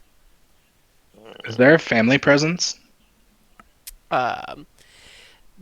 So in Mulmaster, the factions are typically very weak. Mulmaster does not like the factions because Mulmaster likes to keep everybody pledged to the city itself. It's a city-state. So the family does have a presence, but typically only in a place called the Zent Ghetto. The Zent Ghetto The is Zent Ghetto. Of course. and it is a technically walled area, kind of like attached to the outside of it. That is where many refugees, not only from Flan, but from the ruins of Zentel Keep, have been, and in everything except for name are kind of second-class citizens. So the Zenitrim does operate there, but it's not nearly the it's not going to be the Zenitrim estates like in Flan. And that's pretty much for all the factions. The Emerald Enclave, there's no natural, like, it's all barren around Mulemaster, and Mulemaster's kind of the antithesis to the Emerald Enclave, so they have a very weak presence there. Same with the Order of the Gauntlets, the, the Harpers, even the Lords of Alliance, definitely has less holds there, because they don't like people being... They want you to be pledged to the city, not to the factions. So the factions have a much, much smaller handle or grip on Mulemaster than it does in other places of the Moonsea. It's a hard place. It's not a nice place by any means, but it is a very wealthy place. It's at least good to know that the place where a lot of our refugees are going to probably end up is, I'm going to put air quotes around it, friendly. Because we'll still have to meet the Zenitrim there potentially, but yeah, Yeah, at well, least there's some amount of family presence, yeah, we which can... Rain would discuss with Alder. When we get to the Lost and Found adventures and the Mulemaster campaign, which I don't want to start until we get the other Mulemaster campaign really going to get to get me kind of a better feel of the city for you guys. But the kind of order of events is you guys will have sailed into Mulemaster. You guys will have visited the House of Good Fortune, and which is half temple to Timora, half casino. And I get to meet actual people of my church for like the first time the whole campaign. divine casters do not have to suffer under the arcane edict of Mulemaster because religion is a much bigger part of Mulemaster. It is actually it's a Bane town. The High Blade, Drakehorn, she is a high and preceptor of the Church of Bane. So Bane is their recognized religion. Am I gonna have to keep Gelt out of fights? Is there no church of Tyr? Oh, in here? No. Not in Mulemaster. Oh no. There is a shrine to Tyr, but there's no church here. Tyr is they don't like Tyr nearly as much as they like Bane. There are churches to a whole host of gods though. There is one for Tempest. There's a Temple of Tempest. There's a shrine to Lathander. There's a shrine to Talos. There's the house built on gold, which is, I believe, that's actually the Timor. My bad for misspeaking. There's the High House of Herding, which is actually for Elmater. There's a shrine to Mask, a shrine to Malar, the House of Suffering. Which is for the Lady of Suffering and her clergy. There is a shrine to Umberlee as well. So, while yes, there are many more places of worship here, Tyr is not one of them. There's an abandoned temple of Cyric as well, but yes. Oh joy. It's gonna be interesting for our group. It's about for just about all of you, about the least welcoming city you could think of as terms of both from a religious standpoint, the way the city works, the attitude of the city, the climate of the city. It is not very friendly towards your guys' religions, towards your guys' factions, to your spellcasters. So there's a lot that'll go down in the city when we finally crack into this one. So, Yeah, I gotta think about if I want to join the cloaks or not. Even that's some stuff. you get 6 months. But if you get caught casting in the city, well, you'll have to deal with what happens when you get caught casting in the city. You should probably join the cloaks. Rain's curious if he can convince people that his warlock magic is divine, because it technically is. I'm Kind sure they of. have some way of calling bullshit on that. I'm a celestial warlock. It comes from Timora. Depends on who you run into, you know. Bowmaster's a very different city. So, True. in the meantime, you know, and we'll probably do the RP of you guys getting towards the city, meeting Night Aylid's brother, and kind of picking up in media res as all of that is going down, as the Lost and Found adjusts to Mulemaster Light. We'll do a little bit of massaging this part back in, but if we want to, we could definitely begin Escape from Flan. It's gonna be a less tailored to you guys than typically we do for the campaign, but if you want to do the completionists, which I'm sure you guys do want to do the completionist run, I have it here. I mean, yeah. Yes, If you're ready to run it tonight, we might as well fucking do the thing. We Excellent. can get started. Wonderful. All right. Well, if we're all here, so we will say the best way to do this is after you guys have been in Mulemaster and we'll say we done all those bits and pieces. Aya Glenmere is the one who sets it up. There's been some correspondence between the refugees of Flan and, of course, the people still stuck there. And after a time, the Lost and Found is called upon to return back to the city of Flan to secure 3 individuals by the name of Madame Verona, the Lord Sage, and Jasael Greycastle, a captain of the Black Fist, to get them out of the city and to continue to build a resistance towards Vorgan Shurax, the main virulence. I have some cool block text, so as Aya Glenmere sets up the teleportation circle, she instructs you guys of the 3 people you are looking for, and while teleportation into the city is possible, teleportation out of the city is not. But only heroes such as yourselves have the strength, dexterity, constitution, intelligence, wisdom, and charisma to pull off such a feat. So as the light of the teleportation circle's runes fade as its power wanes, in their dying light, you reminisce on the events that have brought you here. Your subsequent escape from Flan once before, your fights with Ixusaxa, the Cult of the Dragon, the Tears of Virulence, watching the city that you call home become sacked by the dragon Vorgan Shormax. A nightmarish experience, though paled in comparison to watching the thicket begin to rise from the ground to envelop Flan. You all remember the horrified townsfolk, yourselves included, fleeing from the city, most barely making it out alive.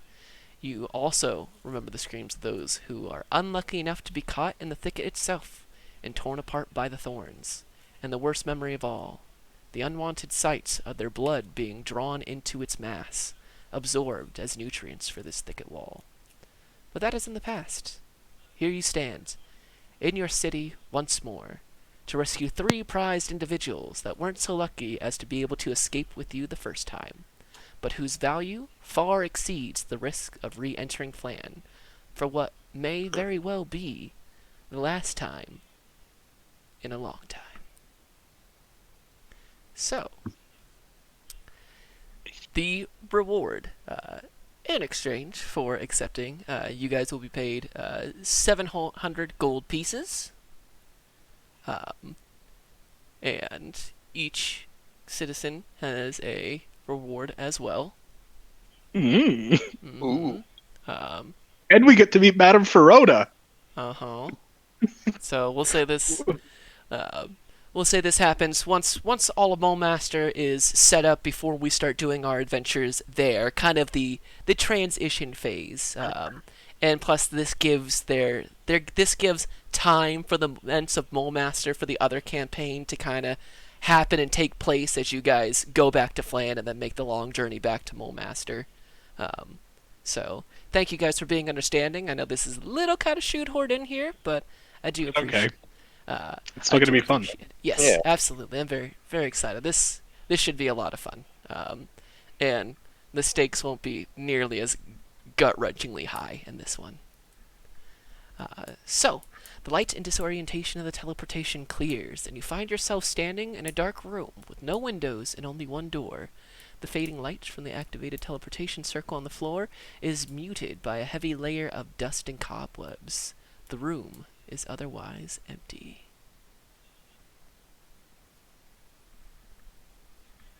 Well, Hmm. let's get to hero business. For real. Yeah, we're gonna. Is it like it's like dark in here basically after Mhm. the lights go out from the teleportation circle? Yeah. Wait, did we know where we were being teleported to? You knew that you're going to be teleported into the city. You weren't entirely sure where. Got it. Okay. Well then, yeah. Gonna figure out. Let's open the door and see where we are.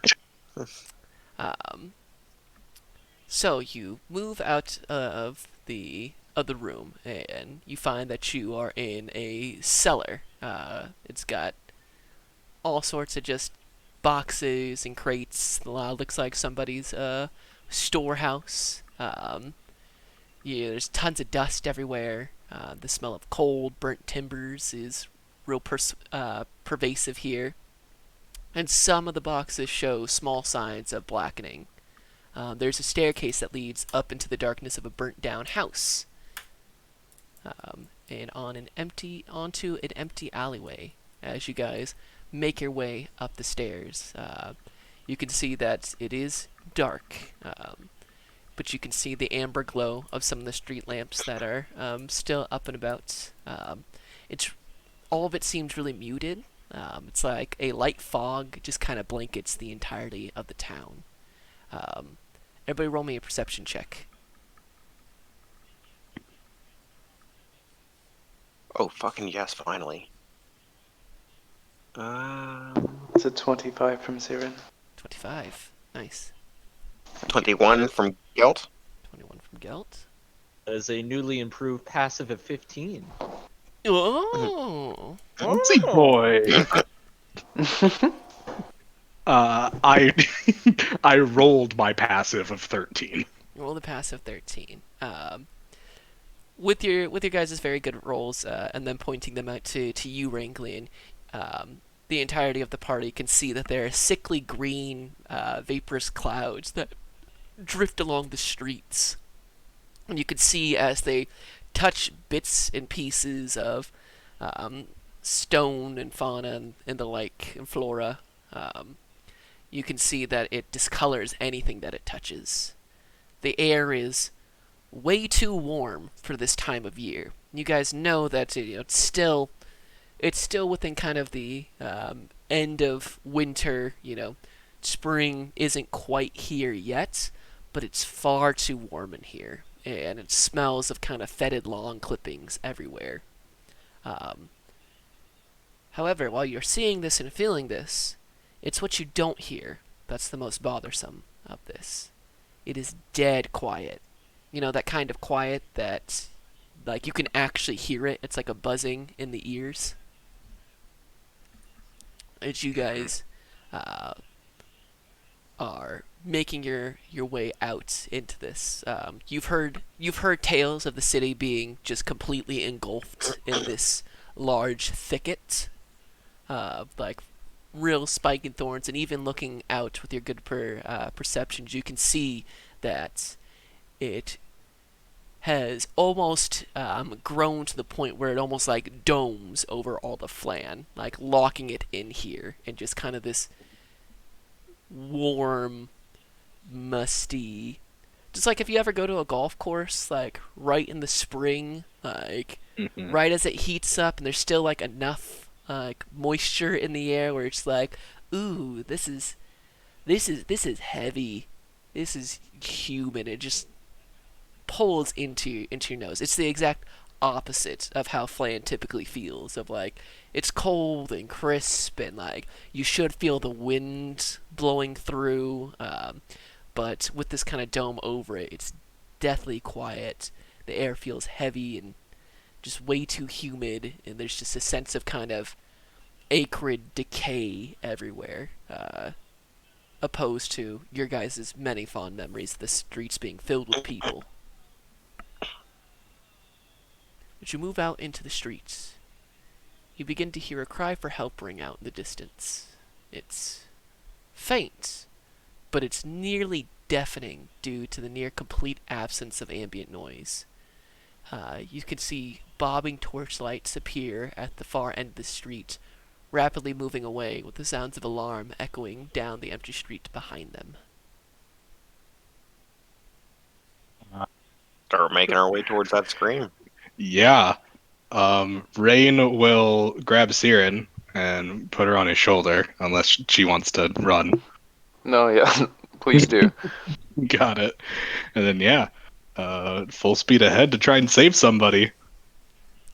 Yeah, you guys give chase after kind of these bobbing torchlights, and as you guys get closer and closer, you can hear that the voices are very young. They sound like it could be, you know, about 4 kids or so, you know, and as you guys are kind of going through, you've noticed that there's just kind of a light obscurement at all times.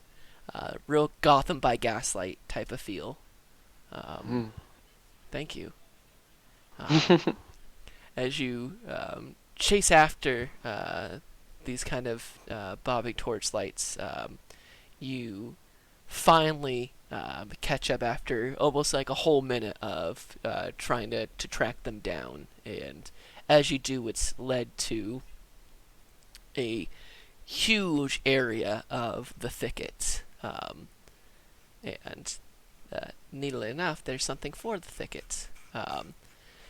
You've heard tales of it, and you saw it beginning to grow through when the initial invasion happened. But now it's taken a deep root into the city.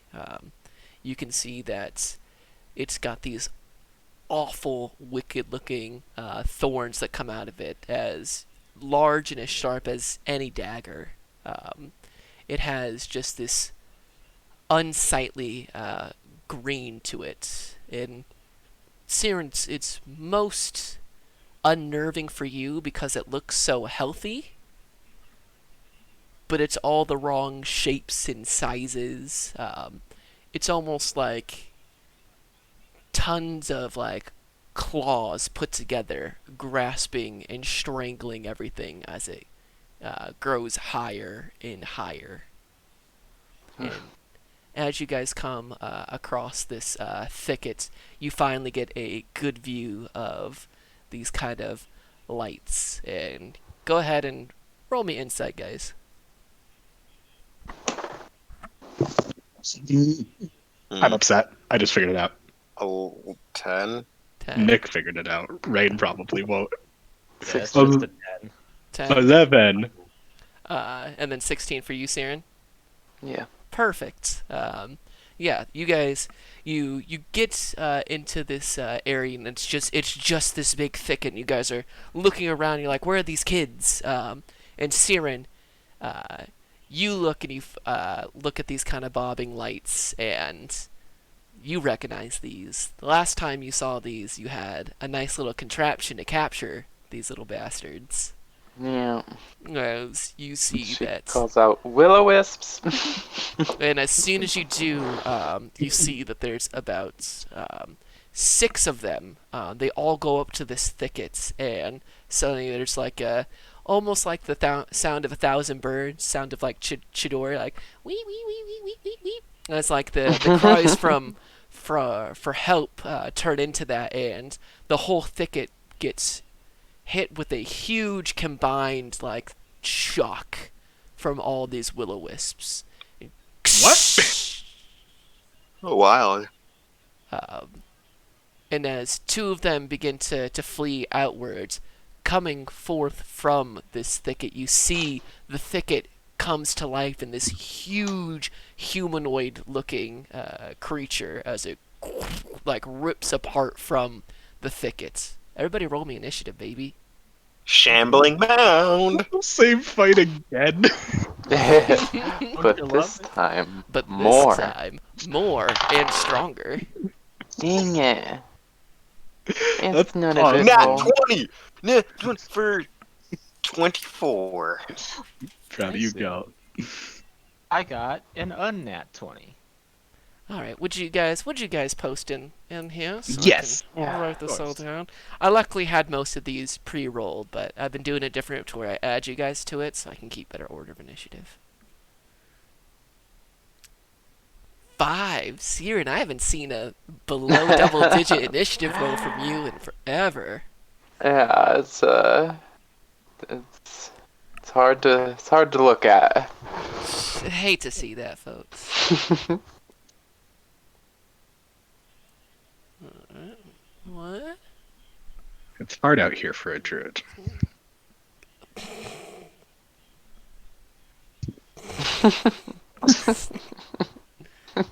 Stop.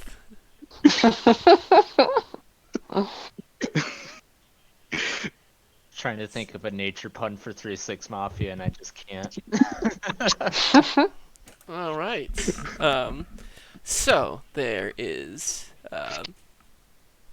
to kind of set the stage for this skirmish. So behind going out for quite a ways is like the thicket with its awful dagger-like, thorns and such. The shambling mound is making its way out from it, so it's just directly in front of it, surrounded by 4 of these will-o-wisps. You guys are about, I'd say, since you guys followed them all the way there, you guys are about 20 feet away from them. In your typical kind of left to right, how do you guys want to be set up? I know, Siren, you're on range shoulders, and then Yeah. Gelt and Alder, who do you guys want to be next to? If we put like Rain as the centerpiece, you can be on to his left. You guys can both be on his right. It just kind of depends on how you guys want to set it up. I'll be on the left. Doesn't matter. All right, Gelt's on the left. I will take the right. Alder's on the right.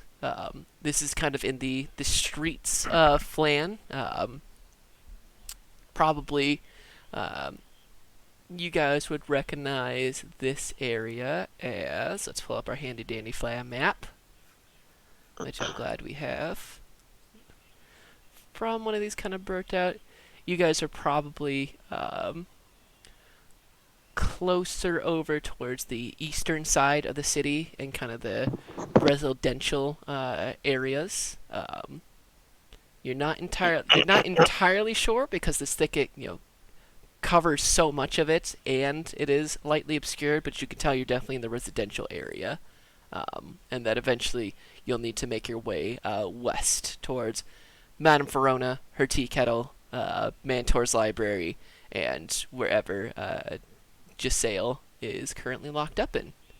But there's plenty of room kind of on both sides. Of course, the back ways that you came as you kind of followed these will-o-wisps. But to start our initiative off, it's going to be Gelt with that 24. All right. I will, I guess, move up my 20 feet. Well, I mean, like 15 and put myself 10 feet.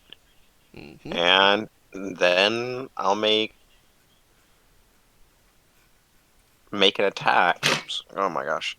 Make an attack on, I guess, one of the will-o-wisps. It's one, I guess, closest to me. I guess to my right. Yep, they're all in that kind of area. So if you are on range left, so you go to the ones. So there's 2 on the left, 2 on the right, shambling mound in the middle. So you go for one on the ones on the left. Okay. It's gonna be 17. A 17 against the will-o-wisp. I believe that does not hit. Then I'll make another attack. This one won't do, because that's a critical fail. Go Oh, ahead no. and damage yourself, bud. Oh, it's been so no. long. Oh, Yep. it's been so long since you've We're just doing rendered so your request for good. God. Oh, Yeah. please. First No. blood. Stop this dice. No, stop this dice. Slayer. Okay, almost max damage, but that's gonna be Aye. shit. How much is that? Flagellate yourself for Tyr. 16 Show him your love. damage. I'm sorry. Yeah. Jesus Christ. Love through blood. Yay. No, so you pretend you love it, and then it becomes an intimidation roll. I don't think any of them can be intimidated. None of them give a shit. Yeah. All right, I'll roll another. Oh no, it doesn't do because I critted on myself because I'm a Yep. fucking fool. All in my turn. No. I will bonus action darkness myself. Personal darkness. Yeah, and Gelt, as you pull your whip and it cuts into you cleanly, you kind of blood kind of flicks off, and as soon as it like hits the ground, you can see it's like pulled in Gross. into the thickets. Yeah, that just the long kind of like spinly. It even has almost kind of a slurping noise to it. Ew. Yeah. How much damage Yeah. did you do to yourself, Gelt? Almost max. 16 damage. 16 damage. Sweet Jesus. Boy, Gelt, you might not get hit often, but when you do get hit, you get hit fucking hard. Yeah, whether it be myself or goddamn you with your crits. Well, you created your own hell. So, that's Gelt's turn. As he goes to make one, it defs out of his way, and he goes for a second one, and just whack right in the back.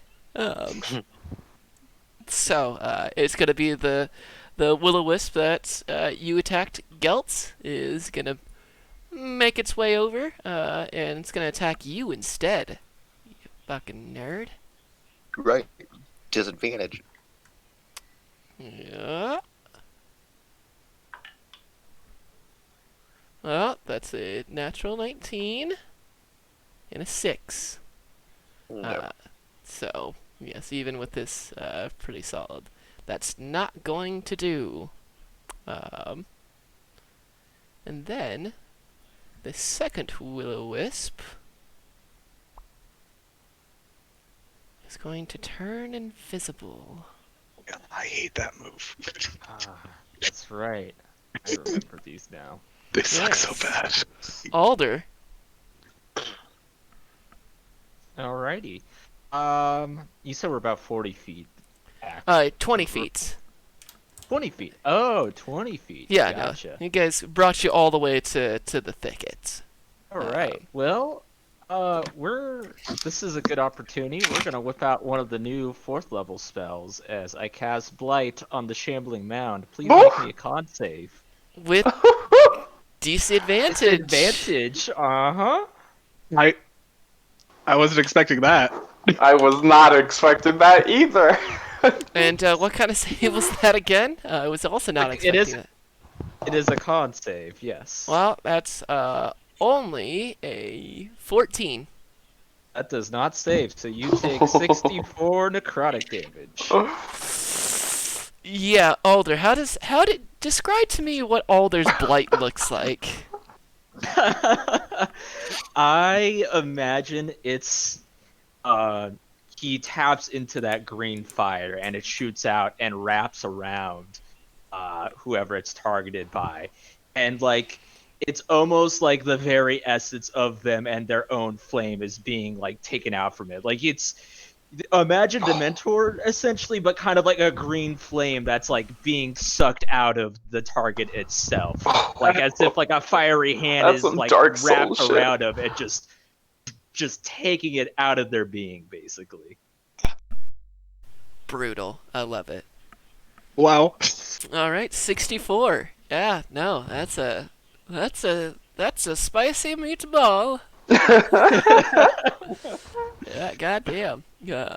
Using blight against plant-based enemies. Fucking love that move. I've been Take on the both sides of advantage that. when you got it. I've Hot been on damn. both sides of I that. Wow. I literally got it just as we leveled up here. I was like, I don't know if I Wow. need it, but like next time I get 4th level spells, I'll grab one. I was like, this is perfect. This It's is on I was brand for your kicking type of myself caster, too. because I had a chance to like switch out some spells, and I was like, should I take blight? Probably not. And then this happened. Nice job, Walter. Well Thank you. done, you fucking dirty wizard. So, it's the two other wisps, and one is going to attack Alder, and the other one's gonna turn invisible. Alder. No, that's not gonna do. That's a 6. No. I've got these sweet will-o-wisps, and they can't fucking hit worth shit. No mage armor needed. Shit. Too quick that time. Yeah, dude, too quick. Yeah, you see it coming, and they are fast. Uh, if they were any faster, it would almost be impossible to track them. But you see, with your cat-like reflexes, it coming in, you get low real fast, and whoosh, you see a bit of a like shock kind of arc above you in this pale blue light. Have you ever danced with the will-o-wisp in the pale blue light? Half now. +1 DM. Thank you. It's a good Batman reference right there. So, that's their turn. Next is Ranglian. Got it.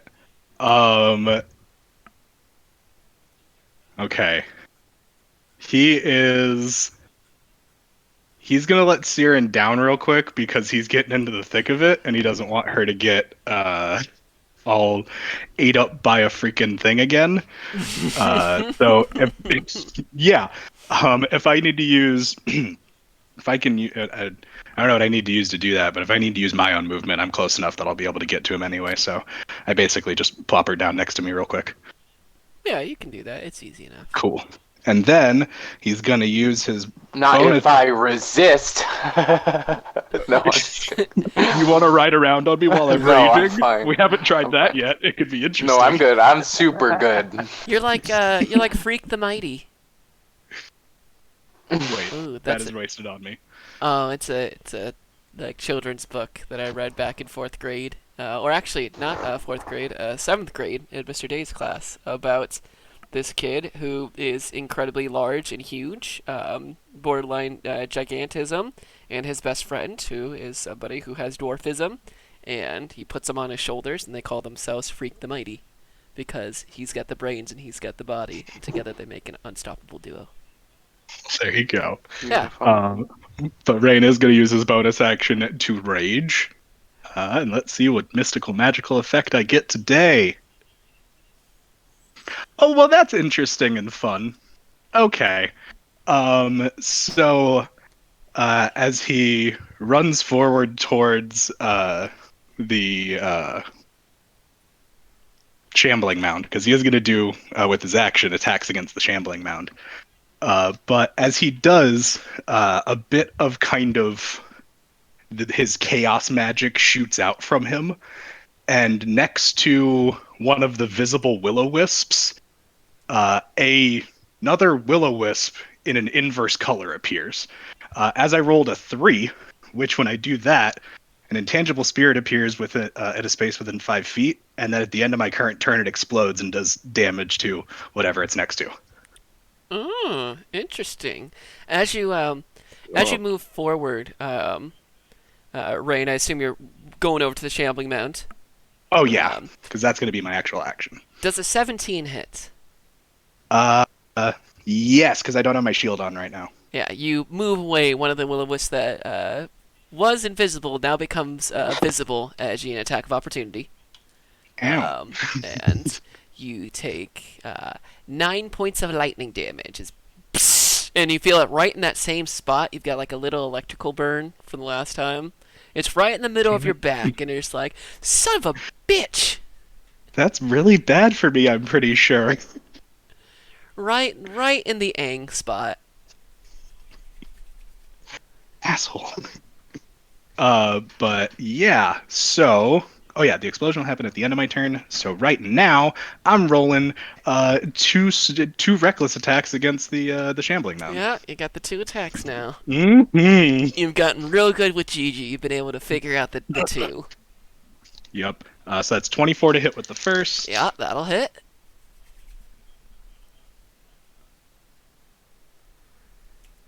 And then 19 to hit with the second. Mm-hmm. Just Cool. hits. Nice. Wow. This mound it's thick like Wait, the thicket. no, that's doesn't just hit. You hit it clean. I was like, Okay, got it. Wisps. The thickest mound, truly. So first attack is 14 points of magical slashing. Second attack is minimum for 7 points of magical slashing. 21. Gotcha. Yeah, you're hacking through this. Kind of like the hermit from Book 2 of Avatar. We're gonna keep the Avatar references going. It's very much like Nice. that, just made out of awful, gigantic dagger-like thorns. And then at the end of my turn, the Will-O-Wisp that my inverse Will-O-Wisp appeared next to needs to make a dexterity saving throw of a DC 14. Alright. Luckily, Will-O-Wisps are actually pretty dexterous, would you believe? So. Ooh, that's 15. I rolled a 6. Okay, cool. My Will-O-Wisp does explode. It doesn't do any damage because it passed the save, but it's only a 5-foot radius, so it only hits the things right next to it, which would just be the Will-O-Wisp right now. So Gelt is not in danger or anything. Good. Go Will-O-Wisp, fake Will-O-Wisp. It makes a golden explosion as it does. Yep. Yeah, it's probably a golden colored Will-O-Wisp, not like an inverse color. Yeah, it's golden. That makes much more sense. Normally it's supposed to be either a spread or a flump, but I like the idea of it being appropriate to the battle or the area that he's in. Yeah, it looks like if a Will-O-Wisp was made out of gold coins. Nice. Like one big floating gold coin as it spins faster and faster. Nice. I like it. But that is all of my things I can do, so that's my turn. Siren. Gonna stay put and just firebolt the shambling mound. Go for it. My new improved firebolt, it's only a 14. A 14. A 14. Do not do. You throw your Okay. firebolt, and as and it does hit, but there's this, like it just caused something to boil off of it. And Rain, you can see it closely now that this thing is slick.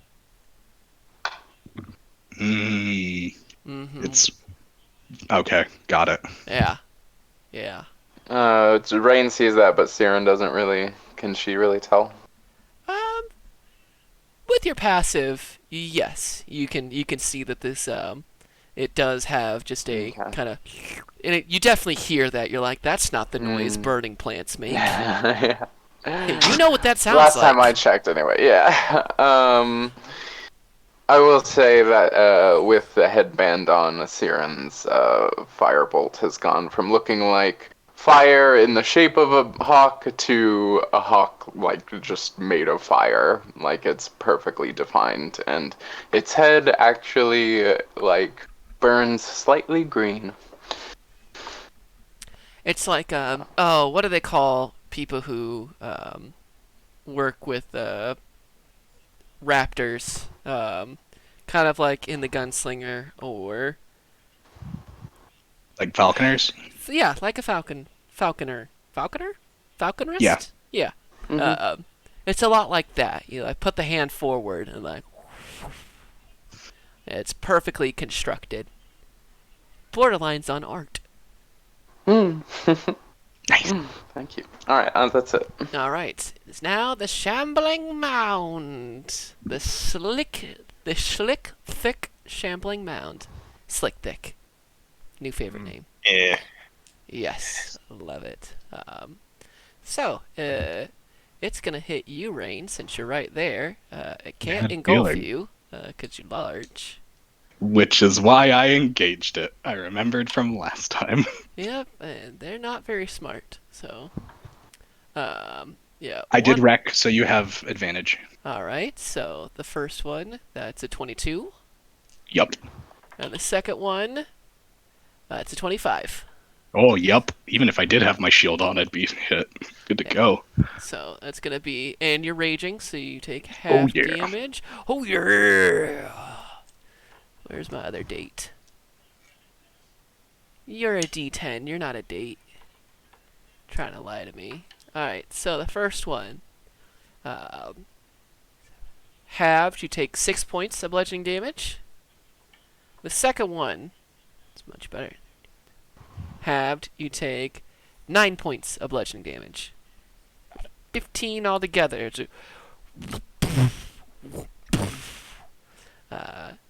And we'll say for flavor, it's not bludgeoning damage, it's piercing damage, which doesn't change anything. But Nope. these huge, just like a fist made out of daggers, just slams into you. Right, 1, 2. Just like, something with some strength. That'll really wake you up. But it cannot engulf you. So, back to the top with guilt. All right, I'm going to go ahead and try to attack that fucking will-o-wisp again. Uh-huh. The first one is going to be a 22. 22 will hit. I'll just roll the damage on that first. Yep.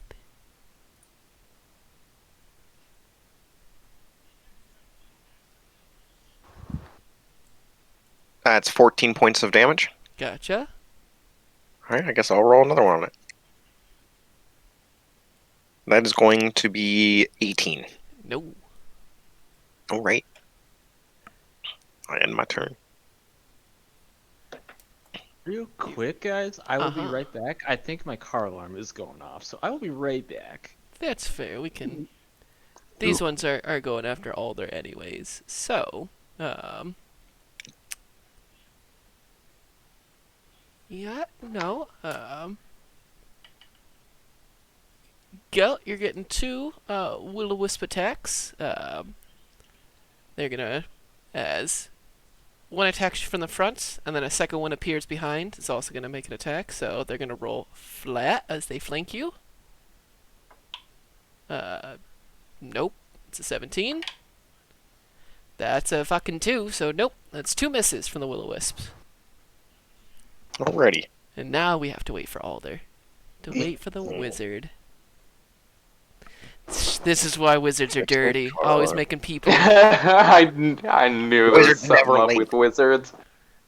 fucking wizards. Thinking that these fucking wizards just always car alarms going off, throwing fireballs and shit, pulling out a blight when you didn't think that was coming against planet-based creatures. Thinking they're so Yeah, that fucking was, smart. It's clutch. Clutch move for sure. Goddamn dirty ass fucking wizards. Sorry about that, y'all. I'm back now. The goddamn dirty wizard's back. Alright, you dirty wizard, it's your turn. Okay. First and foremost, I also apologize. I forgot to roll my portents at the start of the day here, since we kind of jumped into it. So I'm just gonna do those now. That's fine. We got 14. You may continue. Yes, and a 5. 14 and 5. Okay. Grab those for now. And then, with my action, the will-o-wisp that attacked me, he is still visible right now, correct? Or did he go invisible? He's still visible. Awesome. I need him to make me a wisdom save as I mind spike him, please. Mind spike. Alright, that is a 16. So he do pass, so he will only take half, and I am not aware of where he is when he goes invisible. Okay. And that was pretty low damage too. So that's 7. I believe that's round down to just 3 psychic then. 3 psychic. Oh. Yeah. Oh yeah, no, yeah, that was 7. Okay, so Gotcha. yeah, 3 psychic damage, and Alder will just stay put there for now. Understood. It's gonna make an attack against you, and then There. then Ranglin, you're also gonna get an attack in the back. Ow. Against Alder, that's an 18. 18 will do. All right. You take dates, please. That's minimum damage. 2 lightning damage. As you get a mild shock, no worse than what you get at like one of those where it's like Peter Piper pizzas, where they've got like the things you hold on to, based off the Addams family. Yeah. Yeah, Yeah, that's shocking. Ouchie. yeah. And then Hernglian, you're gonna see if it's gonna shock you in the back. Well, that's a 12. Ow. No, a 12 That's a to bit hit. more. Oh, 12 to hit? Yeah. Oh, I thought you'd already hit me for some reason. No, no, that no, misses. no. That misses me. Yeah, I was pretty sure. I rolled a 7 and My 8. bad. And so that's a 12. So no, that's not gonna do. Dances across my metallic scales. Just doesn't have the pierce, you know. It just feels real tingly, if anything. Gets you sit in the same spot. You're like, huh, you've already burnt those nerves. If I could get one of these as like a familiar, like I could definitely do some electroshock therapy to myself, but I digress. Speaking of digress, it's your move. Oh, well that's fun. He's gonna use his bonus action and his spinning gold coin will-o-wisp appears on the opposite side of the shambling mound this time. Okay. And Okay. then he uses his action to make 2 attacks. 20 to hit, non-natural, and 18 to hit. Yes, both will hit. Cool. That's 17 for the first attack, and 9 for the second, for a total of 26. Yeah, you're just ripping apart through this slick, thick, shambling mound. It's just I finally got my character to 2nd tier in one of his classes. excellent. All right. Then it is Siren. Oh, and at the end of my turn, he needs to make a yes. dexterity saving throw. He's not good at those. Yeah, no, that's a 10. He takes 6 points of force damage. 6 points of force. Yeah, that goes right on through. Was it Stray Cat from JoJo's? Yes, that just shoots out the like the bullets. Mm-hmm. But golden coin style. Golden coin Stray Cat. Nice. I Excellent. mean, you know that as often as I can, stuff looks like I'm doing it from JoJo's. Like, come on. Let the power of love take you higher. But yeah, that is all of me. So All right, John Legend. It is now Siren. Okay. Am I standing next to any will-o-wisps? You are currently not standing next to any will-o-wisps. You are free to move. Okay. I'll probably get up in the shambling mounds grill then. Yep, you can do that. Okay, I'm gonna draw Velvet Smile and make an attack with that. Let's see it. Ooh, 18 to hit. 18 will hit. Beautiful. big stab. It's going to be 9 slashing and 2 acid. For 11, got it. And that's it for me. Yeah, it doesn't matter if it's flesh or plant matter. Velvet Smile just cuts through it all. Just with a satisfying, it's like, Slick can't help you now. It's having a hard time. It is, you've taken like half of its density off of it just from Rain's attacks, now Siren's attacks, some of the explosions. It's just there. The ground is becoming more and more littered with kind of this slick, uh, thorny brambles of what used to be a shambling mound. It's still there, but um, it's a ghost of what it used to be. So, Good. speaking of which, it's now its turn. So, hey, Siren. Oh, thank you, dude. No, there's shambling mounds at the very end. Not you, Gelt. You're at the top of initiative. Oh no, my sister brought me food. Oh, But thank okay. Yeah. All right, Siren. Siren, we're gonna make an attack against you. That is a 18. That'll do. That'll do. All right, all right. As you're a small creature, I can engulf you. Siren, you are returned to an awful, pokey, slick version. So you're gonna take that's 3 and a 2. 9 points bludgeoning damage. You're currently engulfed, so Okay. you are blinded, restrained, and unable to breathe. Rough. Yes. That's it for me. Oh wait, that's its turn. Nope. That's its I turn. don't know what I'm saying. Yeah. On your turn, you may attempt to escape, to escape. But that's we'll get there. Gelt. All right. Actually, hold on. Since it's got Siren, it's gonna use its other attack on Rain real quick. Nope. Nope. That's an 11. Oh. No. All right, now it is you, Gelt. All right. I guess I'll try to kill this will-o-wisp. You may certainly try. I don't think so with 11. No. The second one will be a 23. Yes. Yes. All right. That may be one of my favorite episodes. That's gonna be 15 points of Really slashing. good. It's up 2 there. points of slashing. Yep. Yep. Gotcha. Well, that'll end my turn. All right. It is now those will-o-wisps, and they're sick of your shit, Gelt. So they're both going to leave. You can make an attack of opportunity on one of them. The one I've been attacking. Sure thing.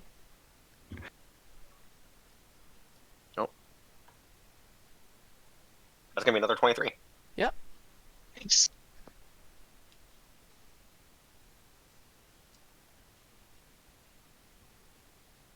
Gelt the ghost for you. Not good damage. That's gonna be 10 damage. Gotcha. Yeah, you make contact, but it's still darting away. As they're gonna move Damn it. over, they choose the cat, so they're gonna go across. And so,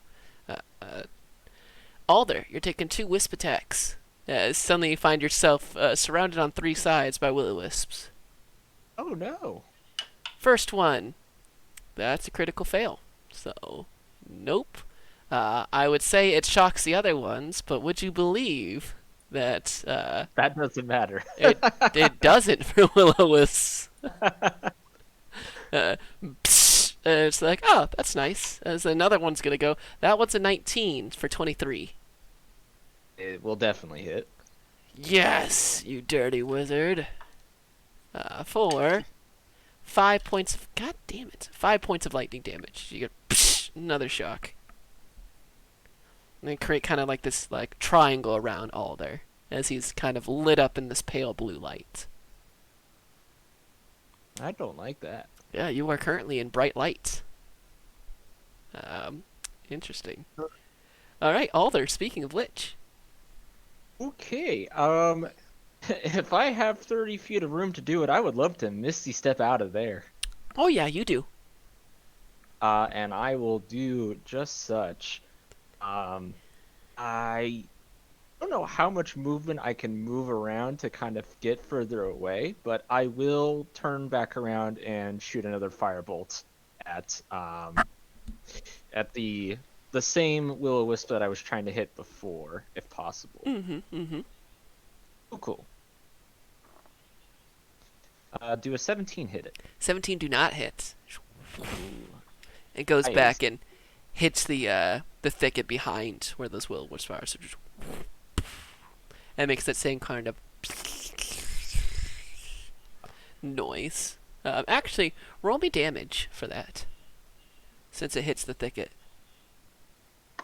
Enough. That's 17 fire damage. 17 fire damage. Noted. Okie dokie. That's my thicket damage. Alright, then it's those two other will-o-wisps. How much movement are they? Yeah. They're going to turn invisible as they move around. Alright, then it is Rain. Yep. He's gonna do pretty much the exact same thing he did last turn.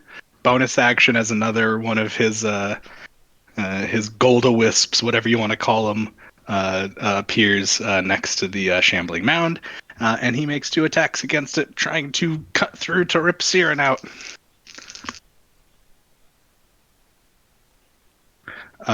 18 to hit. 18 to hit. Yep. Oh, and then 26 to hit. So Mhm. close to a crit. That's 11 points of slashing damage for the first, and 14 points of slashing damage for the second. How do you want to do this?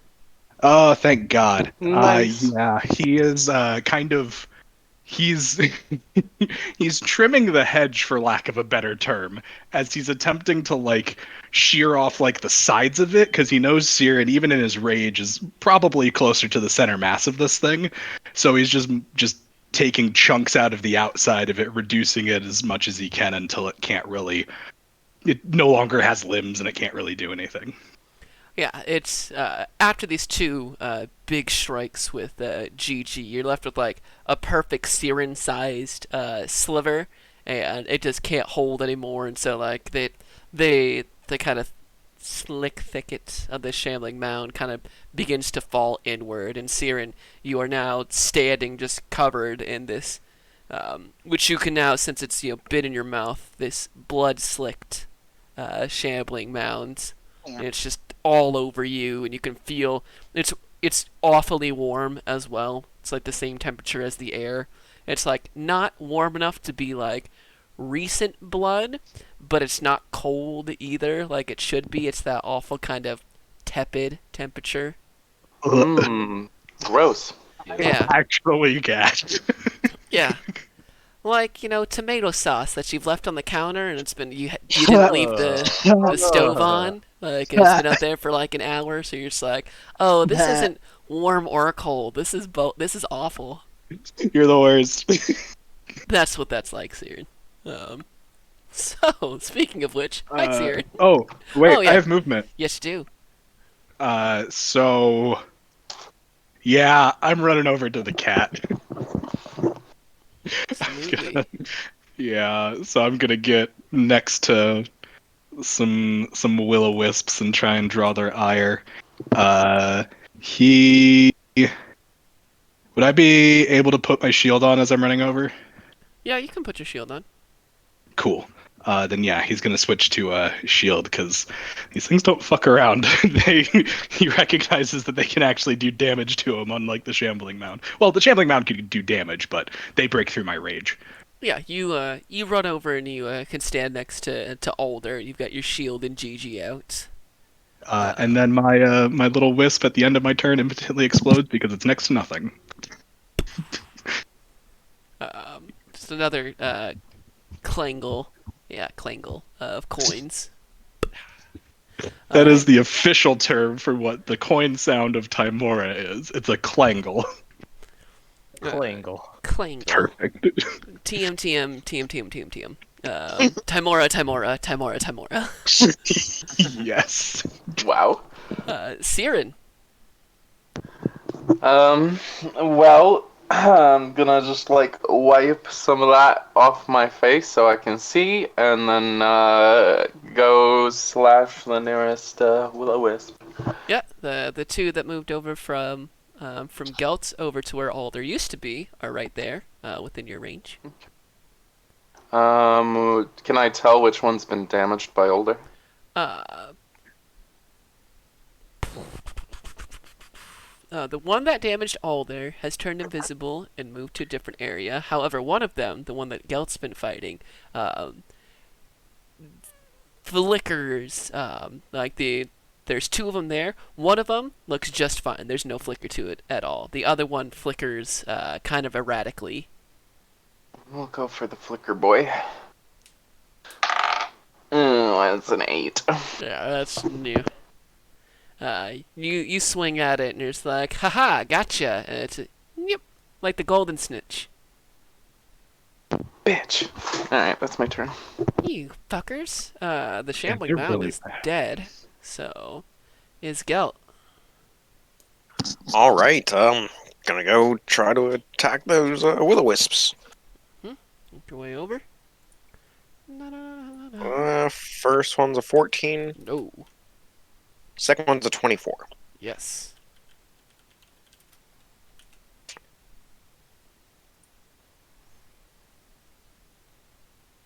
Hey, Gel, you've been in your darkness this whole time, right?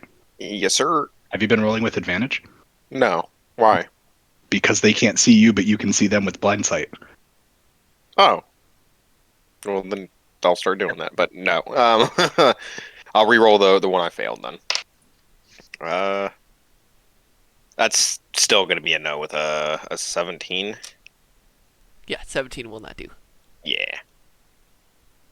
I completely Unless forgot they about happen to that. have a blind sight of their own for some reason. Ah, Like, gotcha. do. Currently, while they do have dark vision, they don't have blind sight.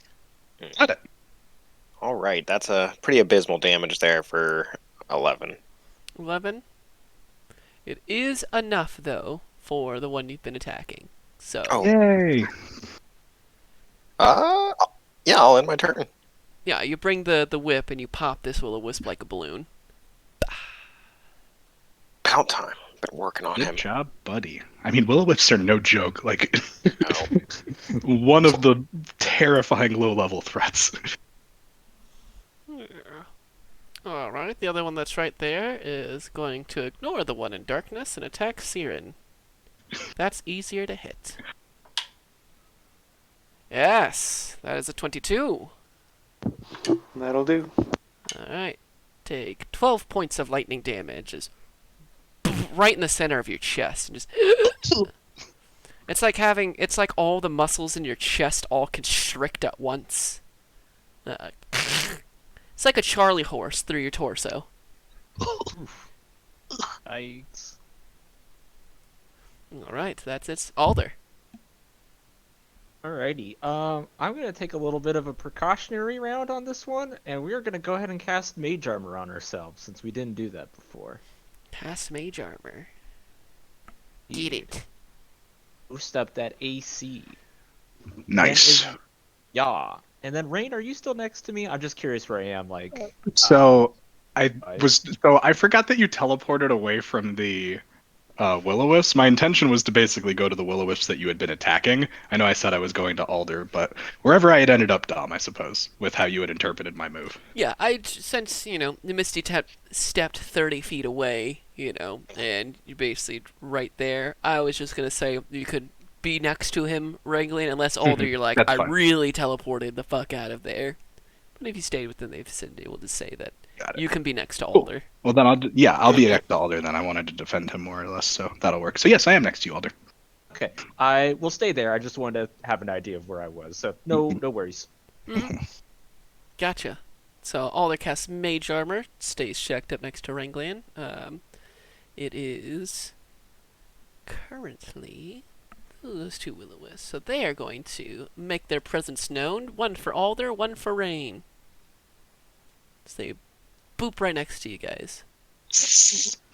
Alright, the one from Ranglan. They're invisible, so yeah, that's a 22.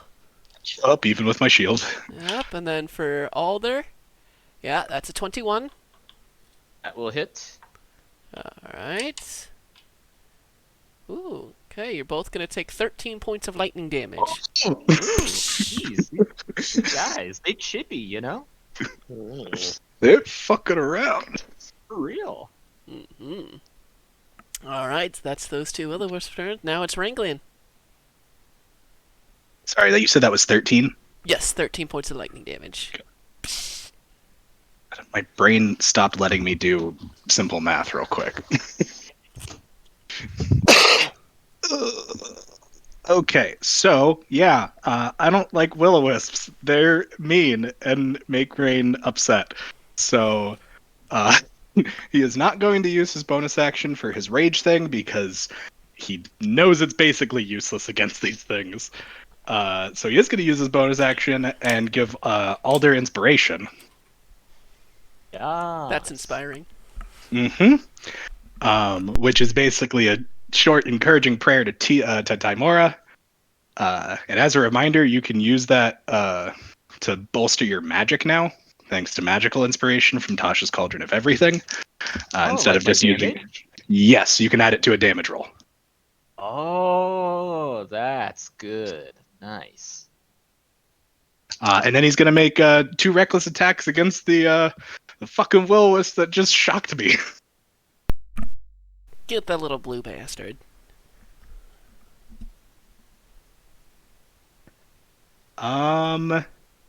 19? 19. There it is. Oh my god. That's the AC. You got it. Dang us, though. No, will-o-wisps are ridiculous. They have a. I can let you guys in on this since we fought them before. They have a 28 in dexterity. Holy shit! Yeah, well, I Yeah. think they're hard. They're tiny, and they have a 28 in dex. That's why they're so fucking fast. Only compete. Yep. They're just They have a 50-foot hover fly speed and a 19 AC because of their fucking. Oh, they're terrifying. They're the worst. Yeah. they're like bug zappers, and you guys are the bugs. Little malevolent bug zappers. Little Like it's like if you made bug zapper drones. little chaotic, evil, undead bug zappers.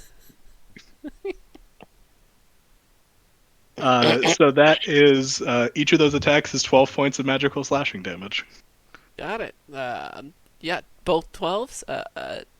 You get it in a perfect cross cuts, like on Luffy's chest, like the big X. Just whoosh, whoosh, and pop this buddy. Just another one.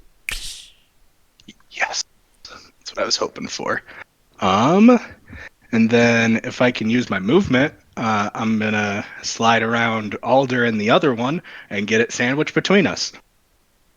Gotcha. Which then takes us to Siren. Nearest will-o-wisps getting a slash.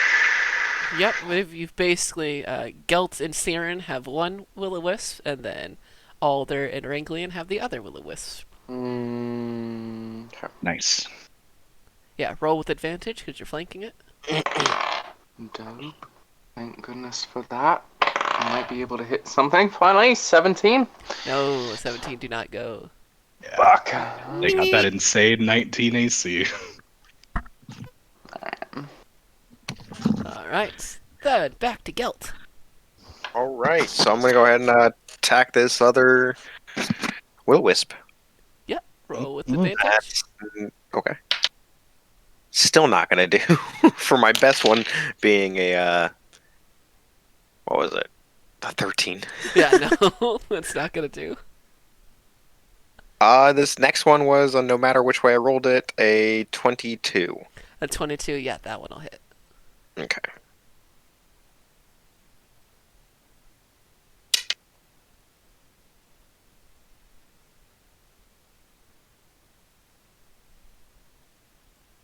That's 10 damage. God, I am rolling extremely low on damage today, dude. Yeah.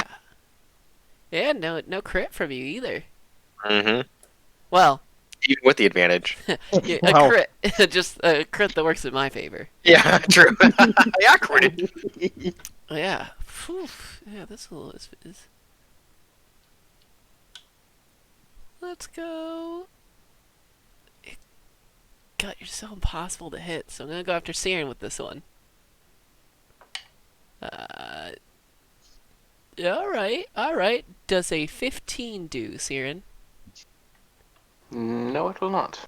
Does not. All right, it doesn't. Alder. You got that Ion Stone now. Mhm. Well, and it's also not as good as your regular AC, but never mind. Yeah. Is it my turn or am I being hit? No, it's your turn. It is my turn. Cool. Mhm. If question 2, if I green flame blade the one in front of me, would the flame be able to hit both the will-o-wisp here? Oh or are they no, not quite... there's only one left. Rain killed the other one, and then Oh, Mhm. gotcha. Okay, Mhm. awesome. yeah, and then flanked it, so you have advantage on this. Gotcha. Well, that is still the plan anyway, so we will go for the green flame.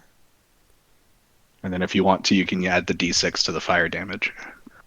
Yeah, that's not going to be worth it because I rolled real low. That's only a 7. Yeah, no, seven's not gonna go. And that was with advantage.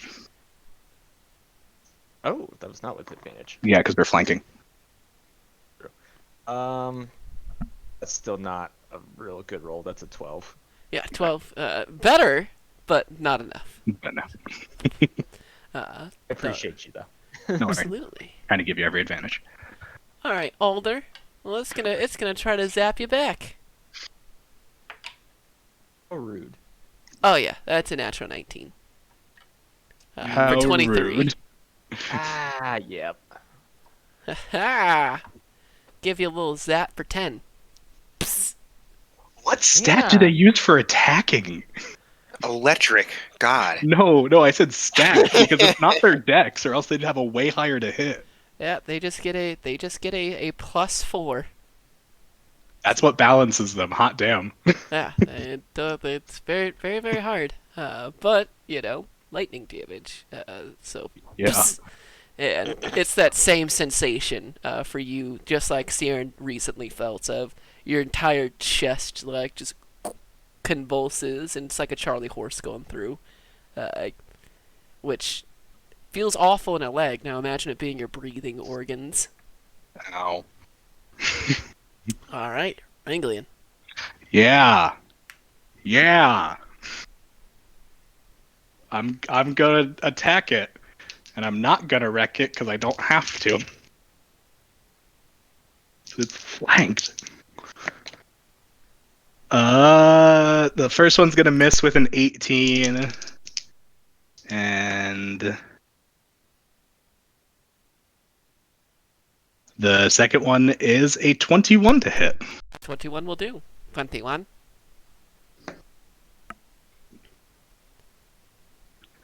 One off max for 17 points of damage. One off man for 17 points. Gotcha. It's a strong hit. Not enough to kill it outright, but it immediately begins to flicker. And then I am going to bonus action, flex, and second wind. Gotcha. All right. Ooh, I only heal for 3 though. You hate to hear it. Yeah. All right. Gelt. Isn't it Siren? Yes, it is Siren. My bad. Sorry, Siren. That's okay. That's okay. The one next to me still up, yeah? Yep. Roll with advantage. Still flanking. Okie dokie. Oh my goodness. 19. Just does. Nice. Yeah. That's 6 slashing and 4 acid. Got it. You finally get it, and it is unsatisfying. They feel like a little resistance, but there's you're like, that doesn't feel good. You were expecting it to be, I don't know, denser. They almost kind of feels like squishy, but like squishy, but not in a liquid kind of way. All right, now it is Gelt. All right, I will continue to attack my will-o-wisp. Mm-hmm. Well, I'm glad it's going to be a 22 because the other version of that was a crit fail. Would have loved to have seen it. Yep. I'll just roll my damage.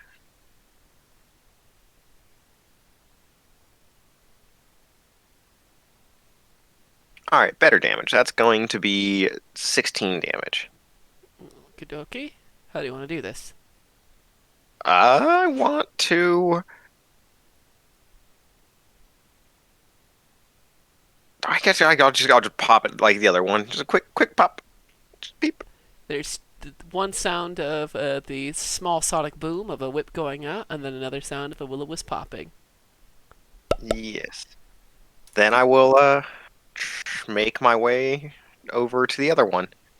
Now it's surrounded on 3 sides. And That one's dead. and I'll make my other attack on it. Getcha. Nice. That's going to be a 23. Yep. Nice.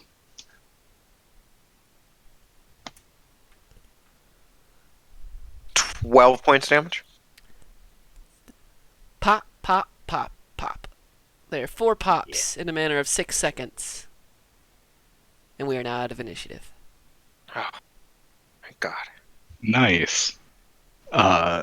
Brain. Oh, and you can actually see him because you have your blind sight, kind of. I do. Yep. But you can only see part of his body, maybe depending on how far away you are. But I guess, but regardless, he says, I can see through 10 feet of darkness, and then anything else that's not "Oh, darkness, right, I can yeah." see through. But he basically just you've gotten really good at using that gear that you've collected.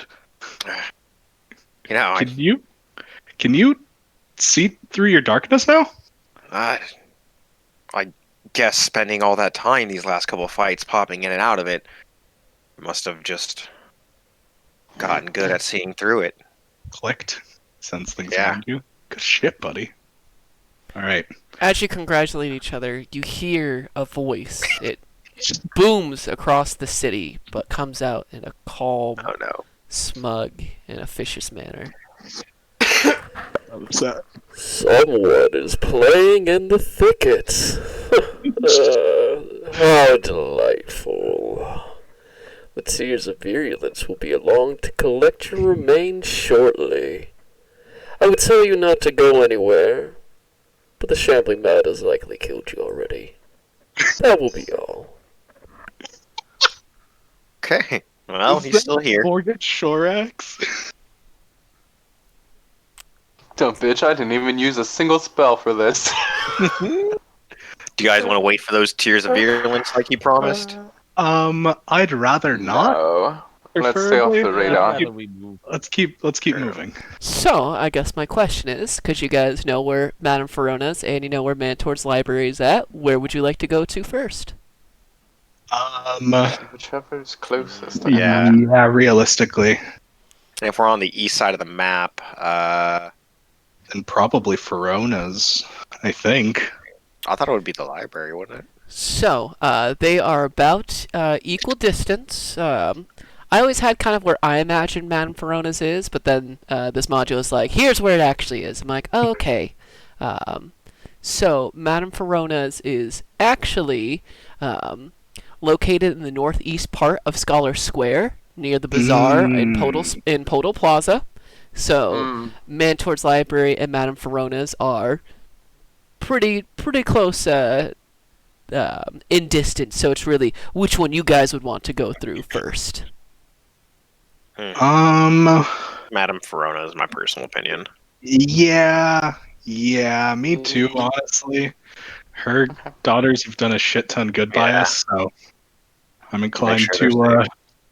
Well, I think we just know that Madame Ferona's here. I don't think we know Yeah. if her daughters are here or if they got saved or anything. That hasn't been confirmed for us. True. Well, let's find out. Mm-hmm. All right.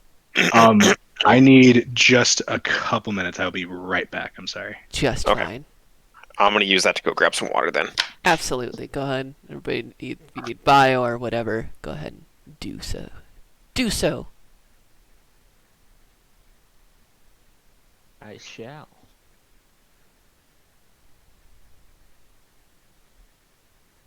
While we're moving about the city, Uh-huh. Siren's gonna pass without a trace. Absolutely. We'll have everybody make those stealth checks. So, yeah, everyone within my radius being affected by it can see the giant shadowy weasel running around. And it like moves aside, like bits of thickets that upon stepping on would make loud like noises. It's like clearing a path for you guys as it jumps around you, making it so that you're not stepping on any like broken like a bad horror movie. Just like the and this just in you'd already like looking around. I mean, it's like a ghost town in here. You know that when you guys left, it was during the day, but it seems like Flan is kind of stuck in this perpetual twilight, with the thicket growing like densely and covering most of it. That even though it's the middle of the day, lamps are lit. It's lit. And while there should be a hustle and bustle of people about, many of the doors are either boarded up and windows are shut. Before you cast Pass Without Trace, you guys could step and you could hear kind of the echoing of your steps kind of through, like a big kind of sound dome. But with Pass Without Trace, it's like the weasel's consuming your sounds.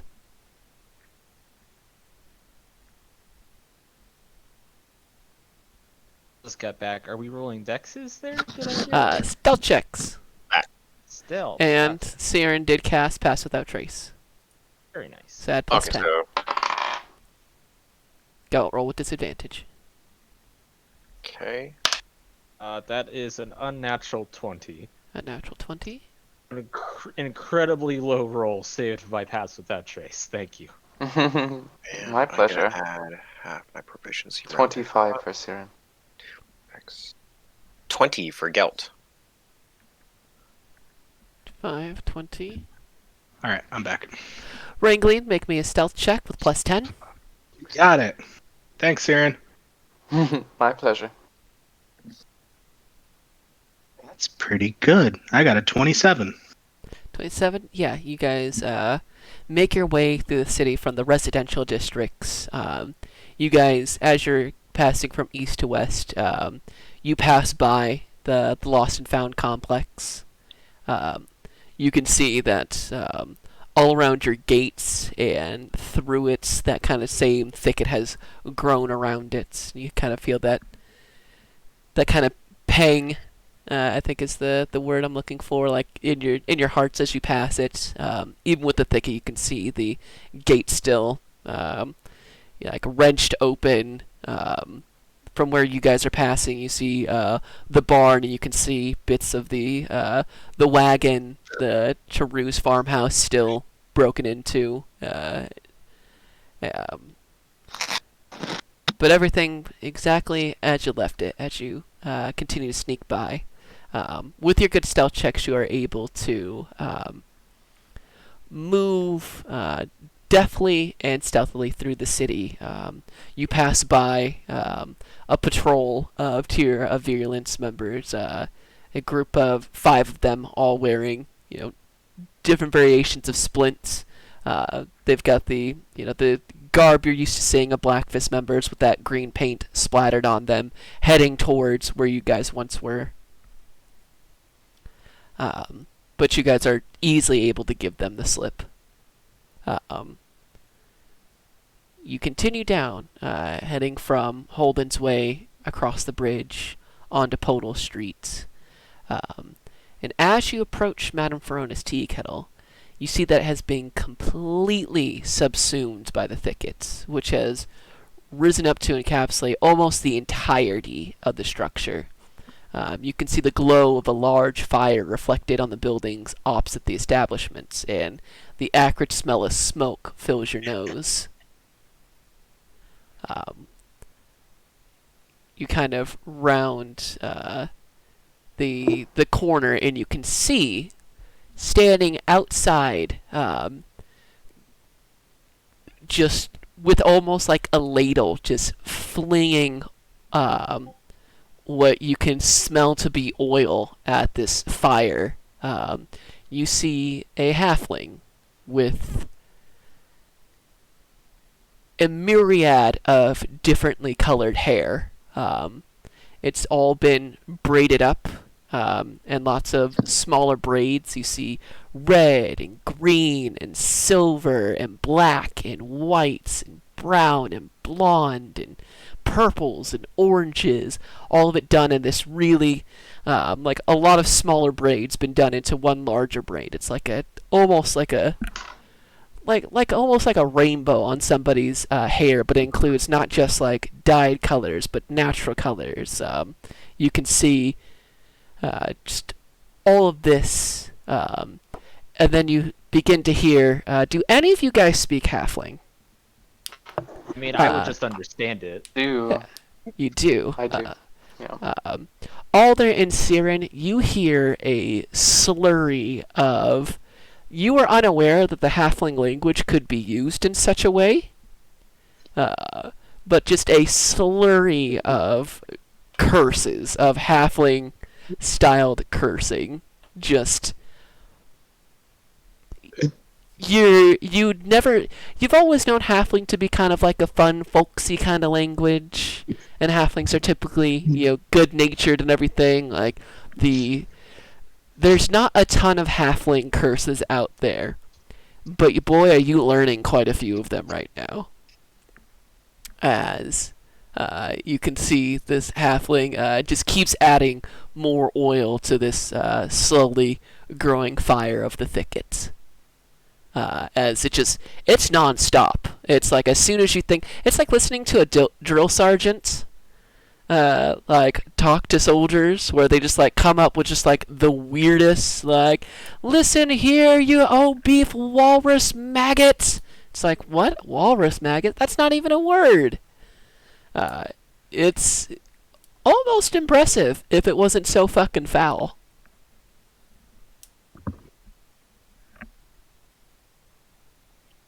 And that's what you guys see as you round towards Madame Verona's. So she's attempting to burn the thicket away, essentially. That is what you gather. She has not noticed you guys, that you're incredibly stealthy.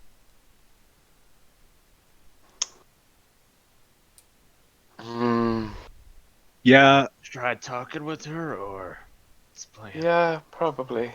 yeah. Yeah.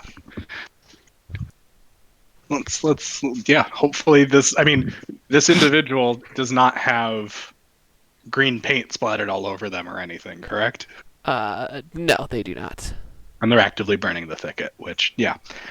So Rain, if we don't see anybody else besides this person in this area, we'll step out from our stealth and very politely says, excuse me? What? Do you happen to be Madame Verona? Who the fuck else do you think I am? Fantastic. Nice to finally meet you. Long-time patrons. Love the place. And she is continuing to go on and then turns to you all and does like the actual double take. It's the... Wait, are you fucks the lost and found? Yes, ma'am. Ha! The fuck are you doing here? Saving you and several others. Ha! Go ahead and make Need me... help with the brambles? Yeah, Rain. Here's something fun. Go ahead and make me a persuasion check. You got it. And you get advantage since you guys all participated in all 5 missions of Defiance and Flan. Yeah. Oh. Yay.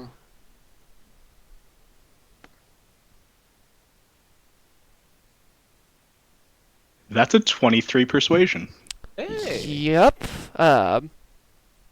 She puts a hand on the barrel, which is bigger than she is at this point. You can see the kind of the trail of it having been rolled here, and breathes just. I would love help with this, but this fucking thicket, and already as you guys are looking at it, you can see new growth is beginning to emerge, even from the burned parts. She keeps throwing oil on it, and the fire almost gets to the point of being snuffed as new green growth begins, and then has to add more oil to it. See, is she doing this like in front of a door? Yeah. Okay. Siren steps forward and says, I might be able to do something about that. And if Madame Verona will allow her, she'll walk up and use half of her staff's charges to cast Speak with Plants, which, if there is difficult terrain created by plant growth, it is kind of You cast Speak with Plants, and as soon as you do, it's like immediately you feel feedback as you hear. Oh, I don't think so. I don't think so at all. You trying to play in my thicket? No, no, no, no, no. Yeah, I had a bad feeling about that. And you're trying to burn it. Haven't you people learned? Fire has been expressly forbidden. But if you're so eager to burn, however, I'd be happy to accommodate you. The Tears of Virulence are coming to deliver an invitation to dinner this evening. They will accept no refusals. I hate this guy. He's the worst. Fuck. John Ralphio's the worst. Okay. Ancient Dragon, John Ralphio. The worst. God, David, take your +1. Will do. So, Sierra, you feel that, and for the first time, this plant life just is actively hostile to you. You've never had, besides the mouthy plants that you found on the Sorcerer's Isle that had been changed by chaos magic, this feels, and it's something that you normally would never describe a plant being, but they feel draconic in nature. Gross. There's nothing natural about this. Well, that's never happened before. I suppose shit. we should get moving then.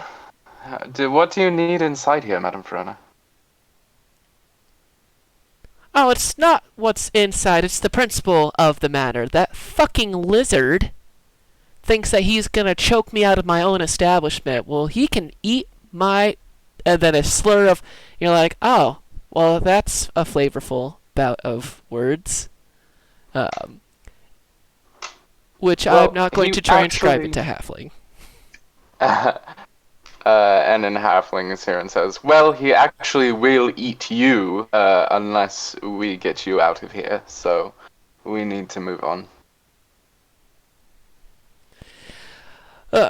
With the early persuasion check, Madame Verona kicks over the rest of kind of the barrel, and the oil falls into it, and by the time the oil slicks onto the rest of the thicket, it's already been consumed the fire of it, and says, well, I doubt that I'm going to get a second chance to be with the lost and found, and my girls like you a lot, so they'd be pretty upset if I didn't go with you, so. Alright. Where are we going? How are we getting out of here? Well, We still have... Manto's library. It's going to be our next stop. Going to try and save the Lord Sage if we can. Let's get moving now. I've still got my pass without a trace, I assume. So let's get going. Alright, everybody go ahead and make me stealth checks. And I will make one for Madame Verona as well. Oh, damn, Madame Verona. It's a 31. Same. Alright. Oh my god. Okay. It's a 34. 19. Oh my god. Yeah. I got 20. Yeah, you guys begin leaving Madame Verona's tea kettle as it's just completely surrounded by this thicket. And as you guys are leaving, you can see more patrols converging on Madame Verona's, rushing there. I mean, you hear them before you even see them, just because due to how quiet Flan is. It just pop, pop, top, pop, top, pop, pop. And you could see, 2, 3, 4, 5, and then 10, and then 15. As more and more of them begin to just, like an infection, spread through the street heading towards Madame Verona's. But with your incredibly good stealth checks, with most of the party over 30, you guys are able to avoid and begin heading towards Mantor's library. Know this city well. Absolutely. Upon getting to Mantor's library, you can see that this too has been just kind of completely surrounded in the thickets. It grows all the way up kind of the Mayan temple-esque structure of Mantor's library, all the way to the top. It even like crisscrosses over. Somebody could definitely make a Adventure Zone reference here for their first campaign, because I'm about that far into it from the Vines in the Bank. But it's got Mantor's library in this like stranglehold.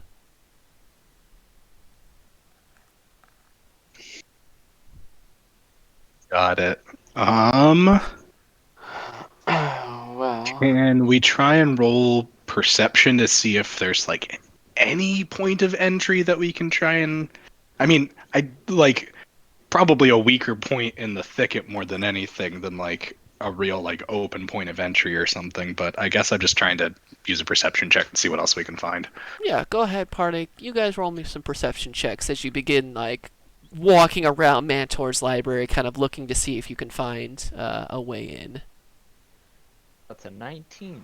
19. 12 for guilt. an unnatural 20. Same for Rain, actually, an unnatural 20. Yeah, those are great perception checks. As you guys are looking through, you're looking for any sorts of like entryway, maybe a place where the thicket lessens up, and with those good perception checks, you find that this place is completely locked down from the outside. All the doorway, the coverways, even climbing up there. Siren, you go through and you try to like move part of it, and it's like the thicket senses you there and begins to begin to claw and hold on to you. You'd like pull back, and already like a Venus flytrap almost. It like that kind of slow.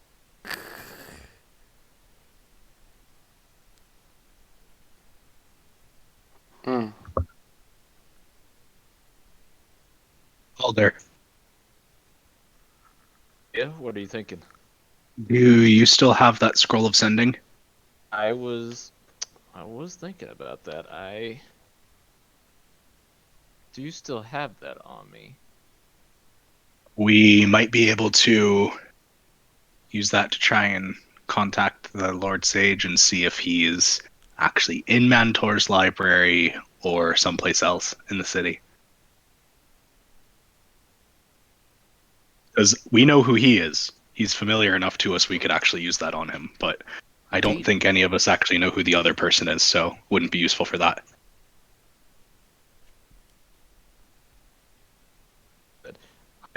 Out of character, I will tell you now, I am not very familiar with sending, so Yeah. So I don't really know what I could do with that. Yeah. it's a short message that you can send to anybody as long as you're on, actually at any distance, even if they're on a different plane of existence. And you can send a short 25 word message to them, and then they can respond in kind as they recognize who the message is from. As long as they have an intelligence of at least 1, which the Lord Sage has more intelligence than 1. I hope so, as a Lord Sage. But yeah, it at least might get us a better idea of the situation. It is an option, and that's probably a pretty good one too, honestly. Ooh, The only other thing too, what were you thinking? Just more of your other divination-y stuff that you can do without expending a scroll, I suppose. Because I know you've got plenty of tricks. I do got a few on me right now. As far as stuff that is prepared, that I could do right now, and I could locate an object, but I don't know if he has something specific on him that we could recall. The other thing too, if we wanted to try and go in here, well, I might have a way to get in, but I don't know about getting out, as he would bring up the scroll of gaseous form that he still has. I could use to get around small openings, but the problem would be getting back out. Yeah, it's a one-way basically. Well, or I mean, you could get in and out, but you couldn't get somebody else out. Yeah, I'd say clairvoyance isn't a ritual, is it? Clairvoyance is, I don't know actually. I also do have Arcane Eye on myself as well, if we wanted to try and survey around an area. Is the thicket too tight for an arcane eye to slip through? For an arcane, let me pull up Arcane Eye and look at it. I think it's as small as 1 inch, but I don't remember off the top of my head. By the way, it doesn't look like clairvoyance's ritual. Got it. Okay. No worries. Yeah, it can pass by an opening as small as 1 inch in diameter. So if we want to use the fourth spell slot here. Oh we can yeah, try that and is your take a look 4th through level it. spell slot. Oof. It is a big one. I'm not against using this to survey an important area. Just know that, yeah, this is kind of one of the ones for me. This is the type of venture in which that would be a good use of it. Yeah, I think so. I think it's a good move. So do we want to try and use that arcane eye to get inside of the library then? Just kind of survey it. Yeah, see if we can find the Lord Sage. Or anything of use in there. So Realistically, yeah. yeah, I'm willing to use it, especially because if we do take a short rest, I can get a spell slot back. So that's the plan. I'm down. All right. Well, let's back into an alleyway to get out of sight and let Alder do some surveying for us. Yeah, you guys cover me, and I'll see what I can find. All right, Alder. You pull out your spell book, pull up Arcane Eye, grab a bit, but you think about your wizard hat real hard, since it counts, and you create your kind of invisible cat's eye. Go ahead and roll me an investigation check. Ooh, that's a good roll too. That's 26. 26, yes. You are able to sneak your arcane eye through kind of the thicket. It squeezes and pushes past parts until you get to kind of, you find like the large doors. And while they're definitely, the thicket is at least 10 feet deep as you move into it.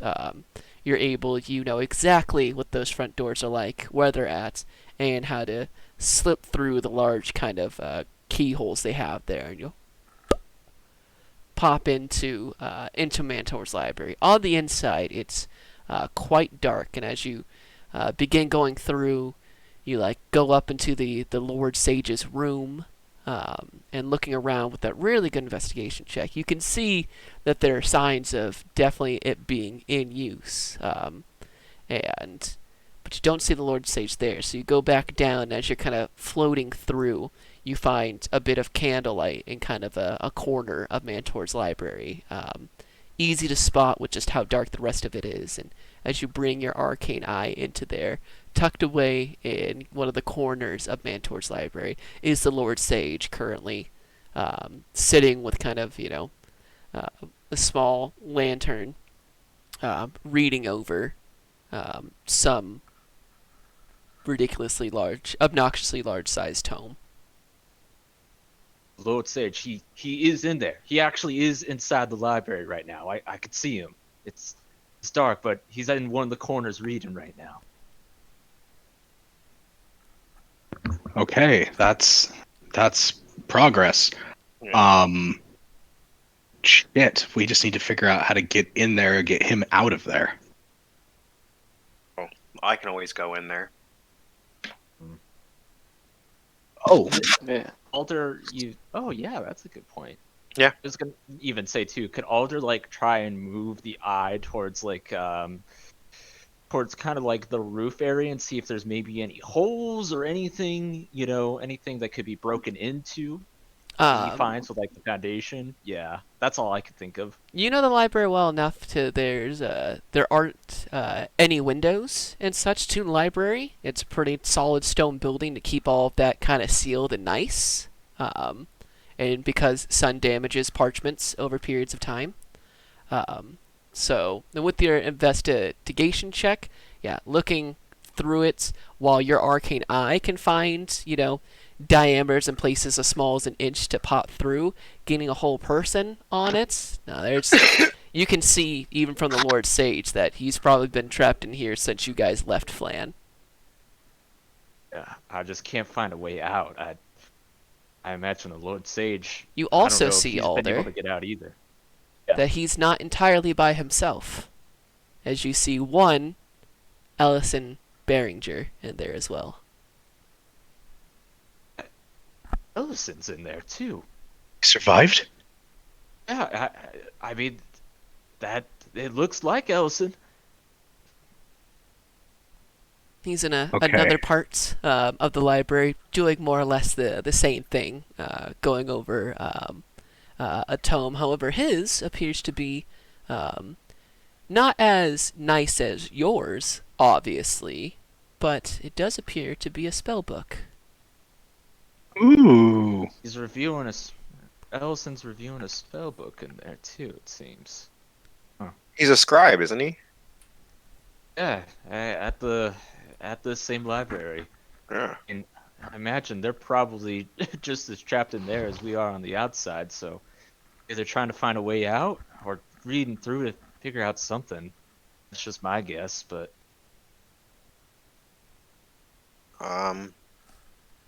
Hey. Shit. I can always go in there, guys, Well, and come out. how many times can you do that thing? Because from what Gelt just said, the thicket's about 10 feet thick itself, and it takes you a little pushing to go through stuff, doesn't it? It does. So Do it 3 times. and the problem still is, if one of us can get through, that's fine. But you got to get them out too. I still think it might be worth our time to use the sending to let the Lord Sage know that we're here and that we're ready to fight our way out with him if they have a way to get out. Yeah, I mean, he should be a capable caster himself. Perhaps he has a way of doing it. So, are you guys trying to get into Mantor's library? You hear a voice from behind you. Levith? Even with our crazy stealth. Incredible. Hi, Lost and Found. Rain turns around. And there, in the same Good to see you're still alive, Glavith. in the same leathers as the last time you saw him, still armed to the teeth, slinking down. You can see him kind of like sliding down this kind of drain pipe. Ah, look, you guys all survived and made it. I never had any doubt. Glad to see you're still kicking and stabbing. Didn't have much doubt about you either. I take it you've got your ways around a place like this, don't you?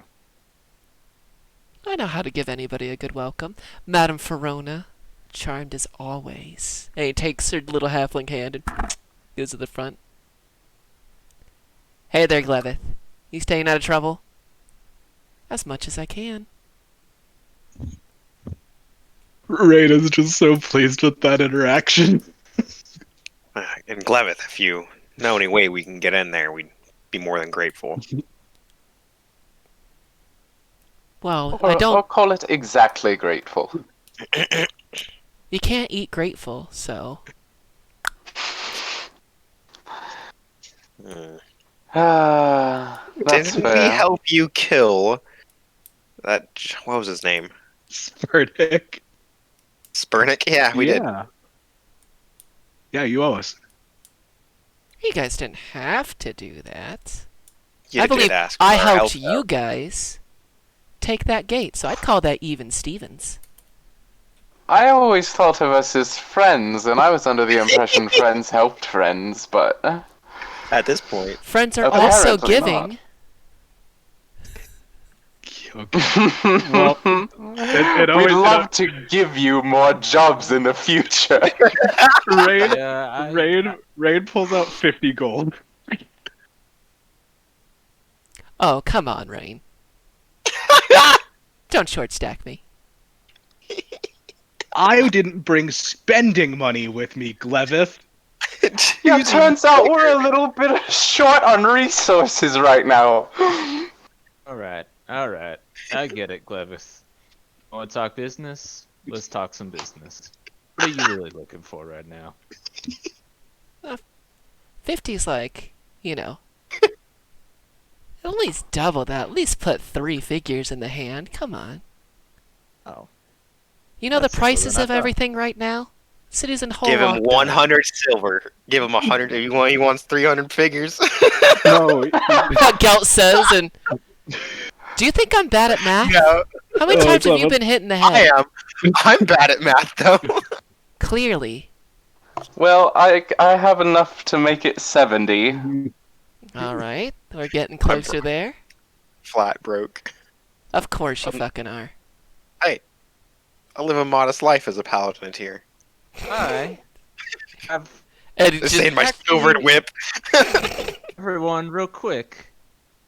If you don't mind, I'd like to talk a little bit of some business plans with my friends. Would you be willing to wait just 1 second, Glevis? of course. Keep- Madam keep Verona, you Madame want to Verona catch some up? company. I can see some of your hair starting to come out in the little bits that you don't like. What? Really? Fuck! And so he goes and begins fixing Madame Verona's hair. There's nothing actually wrong with it. He's just getting a rise out of her. I love Glevith. As he begins to rebraid parts of it. Rain And it just is- looks to you guys, and he's got those, you know, all red eyes that tieflings have. And he gives you the... You can tell one is slightly lowered, and the other one raises up, and just enough of a raised expression. And that awful kind of forked tongue sticks out. It's like the smile, with the tongue just enough out. Rain is rubbing his temple. If it was anybody else. Oh, if it was anyone else, they... we would not be having this conversation right now. Alder, Well- what would you like to discuss? Well, I know we're a little short on money, but I do still have something on me that might be of interest as he pulls out 1,000 gold worth of jewelry that we had taken. And just say, now, that's a pretty steep price here, but that is quite useful. So, what if we purchase a little bit more than just some help here? Help with getting everybody that we want out of here, and as extra with the money. I want him back in Mulemaster with us. I think he'd have some good eyes. I think he'd give us a whole lot of help. That I amount of couldn't money is agree enough more. to employ him to us for years. For a while. But yes. I mean, no. How about we even give more than him? Lila's salary. Let's give him half and show that we have Yeah. plenty more to give, and then make that deal. And that should, I feel like that should be sufficient. Can't you just pop out a gem there, Older? Let's. I like this idea. I think this is gonna work best. Because we, This is both kind of in and out of character. There are still funds there. I just assume that most of the 3,400 gold that we had from our bank is not on me at all times. So Yeah. What, you're that's why telling I'm me only that you're saying not I'd be gonna walk limiting out. around with over 3K in gold coins in a giant backpack on your adventures into what could possibly be deadly encounters? I mean, if I went on the Timora all gold diet, yes, but I'm not there yet. Actually, Wrangly, make me a charisma saving throw. I hate you. Oh my god. Oh my god. Please, No. why'd you do this, Alder?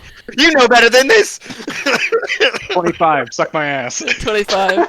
Yeah, you resist seeing the jewelry. I don't like gemstones, only gold. Yeah, His Pika oh, doesn't no. kick in. There's a I couple would've rings that, lost. like, for a second you're just like, boy, I could pop those like goddamn pop rocks, like a potato Cherry chip. tomatoes. Yeah, just like a sweet golden grape. Just like you'd be Oh able my to, God. but it'd be great. It's like a handful of chips, or like like a fucking pistachio. Just crack that open, shoot it back. But you resist the urge. Good. During your travels, you did feel an urge and eat like 5 of your gold coins one point, and then you're just like, okay, let's hand these off to somebody else. I can't stop. Every time you see all of it, you always feel that hunger. Like it's just deep in your core. You're just like, Nice. All right, compulsive.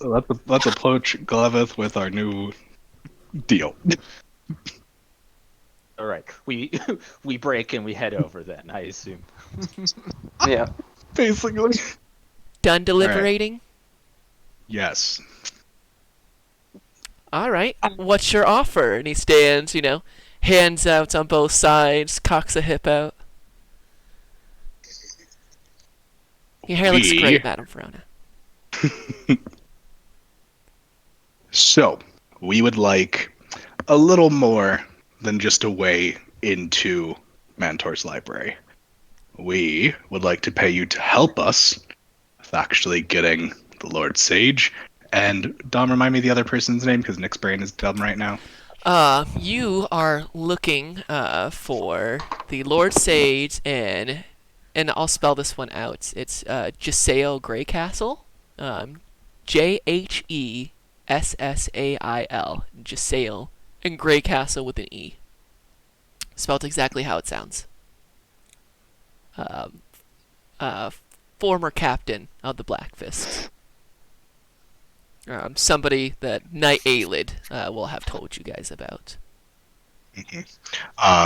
And former, Jasail Greycastle. And we'd like to pay you to help us with taking care of getting them safe. And that would be to the amount of 500 gold worth of jewelry. So you'd have to fence it, but it's definitely worth it. All right, let's see if you've got the stuff to make good on that deal. Alder? Alder will grab the jewelry and just hold it out. And then, if you're interested after we take care of getting everybody safe, we'd be willing to pay you to come back to Mulemaster with us, since we've gotten the important people out of Flan now for the most part if we're successful. So We could use somebody like you in Mulemaster. It's a rough city for a group like us, and somebody rough like you could really help bulk out our ranks. So, get really nice jewelry that's worth money. Help you guys free the Lord Sage and Jasael. Go back to Mole Master. Help you guys there. That's a pretty good deal. Roll me a persuasion check with advantage.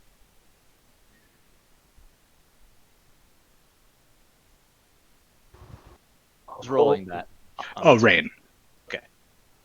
I believe I'm by far our most charismatic person. I would have you rolled over me, but yes. Yeah. I was just rolling to see if I got the crit. That's a 19 plus 6 for 25. 25. Sounds like a pretty good deal. Let me think of the Mole Master part, but that definitely earned your way, at least for getting my help. And would you happen to believe that I might know where Jasael is anyways? Good. All right. Well, if it's a deal, then we've got your payment, and we'll get to getting people safe. Wonderful. First payment, because the other portion comes if you actually decide to go to Mallmaster. Ooh, good deal making. Would have definitely taken Oh, of advantage course. of that. Oh, no. I am too... I'm an old mercenary, brother. Excuse me, friend. Brothers, friends, boy, you guys just hand those out. Just almost makes me feel special. But I know where we're gonna go. Follow me. I have And this feeling he knows where we're going to go to. actually leads you guys into a place that you guys have seen a time or two, but isn't typically where you guys would be spending your time. But to the Cracked Crown Inn. It's located in Podal Plaza. So you go in and it's currently deserted. And Glevith takes you in, and in the back floor of a utility closet that is marked for staff only, Glevith opens it up, and inside is a trap door hidden beneath a rug and piles of cleaning implements. Have you guys ever been to the Flan Sewers? And that's where we're going to end our session for today. Wait, once I think. Yeah. Nice. Very, very nice. Yes. I'm so glad that Clevith popped up. I love that bastard. Well, if you're gonna Same. return back to Flan, what's Flan without the best welcomer there is? Mm-hmm. I think, like, probably the only welcomer we like. Like, most other welcomers are on site, but gonna Clevith say- is pretty awesome. Glevith is like the buff welcomer to me in terms of just being really good and useful for us, you know? You know, the welcomers exist in a good balance where, now that everything, well, right now things are crazy, but during the good times, the welcomers have their certain area. They don't steal from the merchants that are struggling. They only steal from the ones who are succeeding currently. Keeps a good balance so that nobody stays on top for too long. And then they sell know- fake eggs. Let's not forget that. There are many Oh, different man. types of grifting and thievery that can be done. Mm-hmm. But good night, chat. Good night, Especially chat. you, Brando. Good night, Thanks chat. for watching, Brandon. Nice. Yeah. Hi, Brandon. Bye, Brandon. Deuces, Brandon.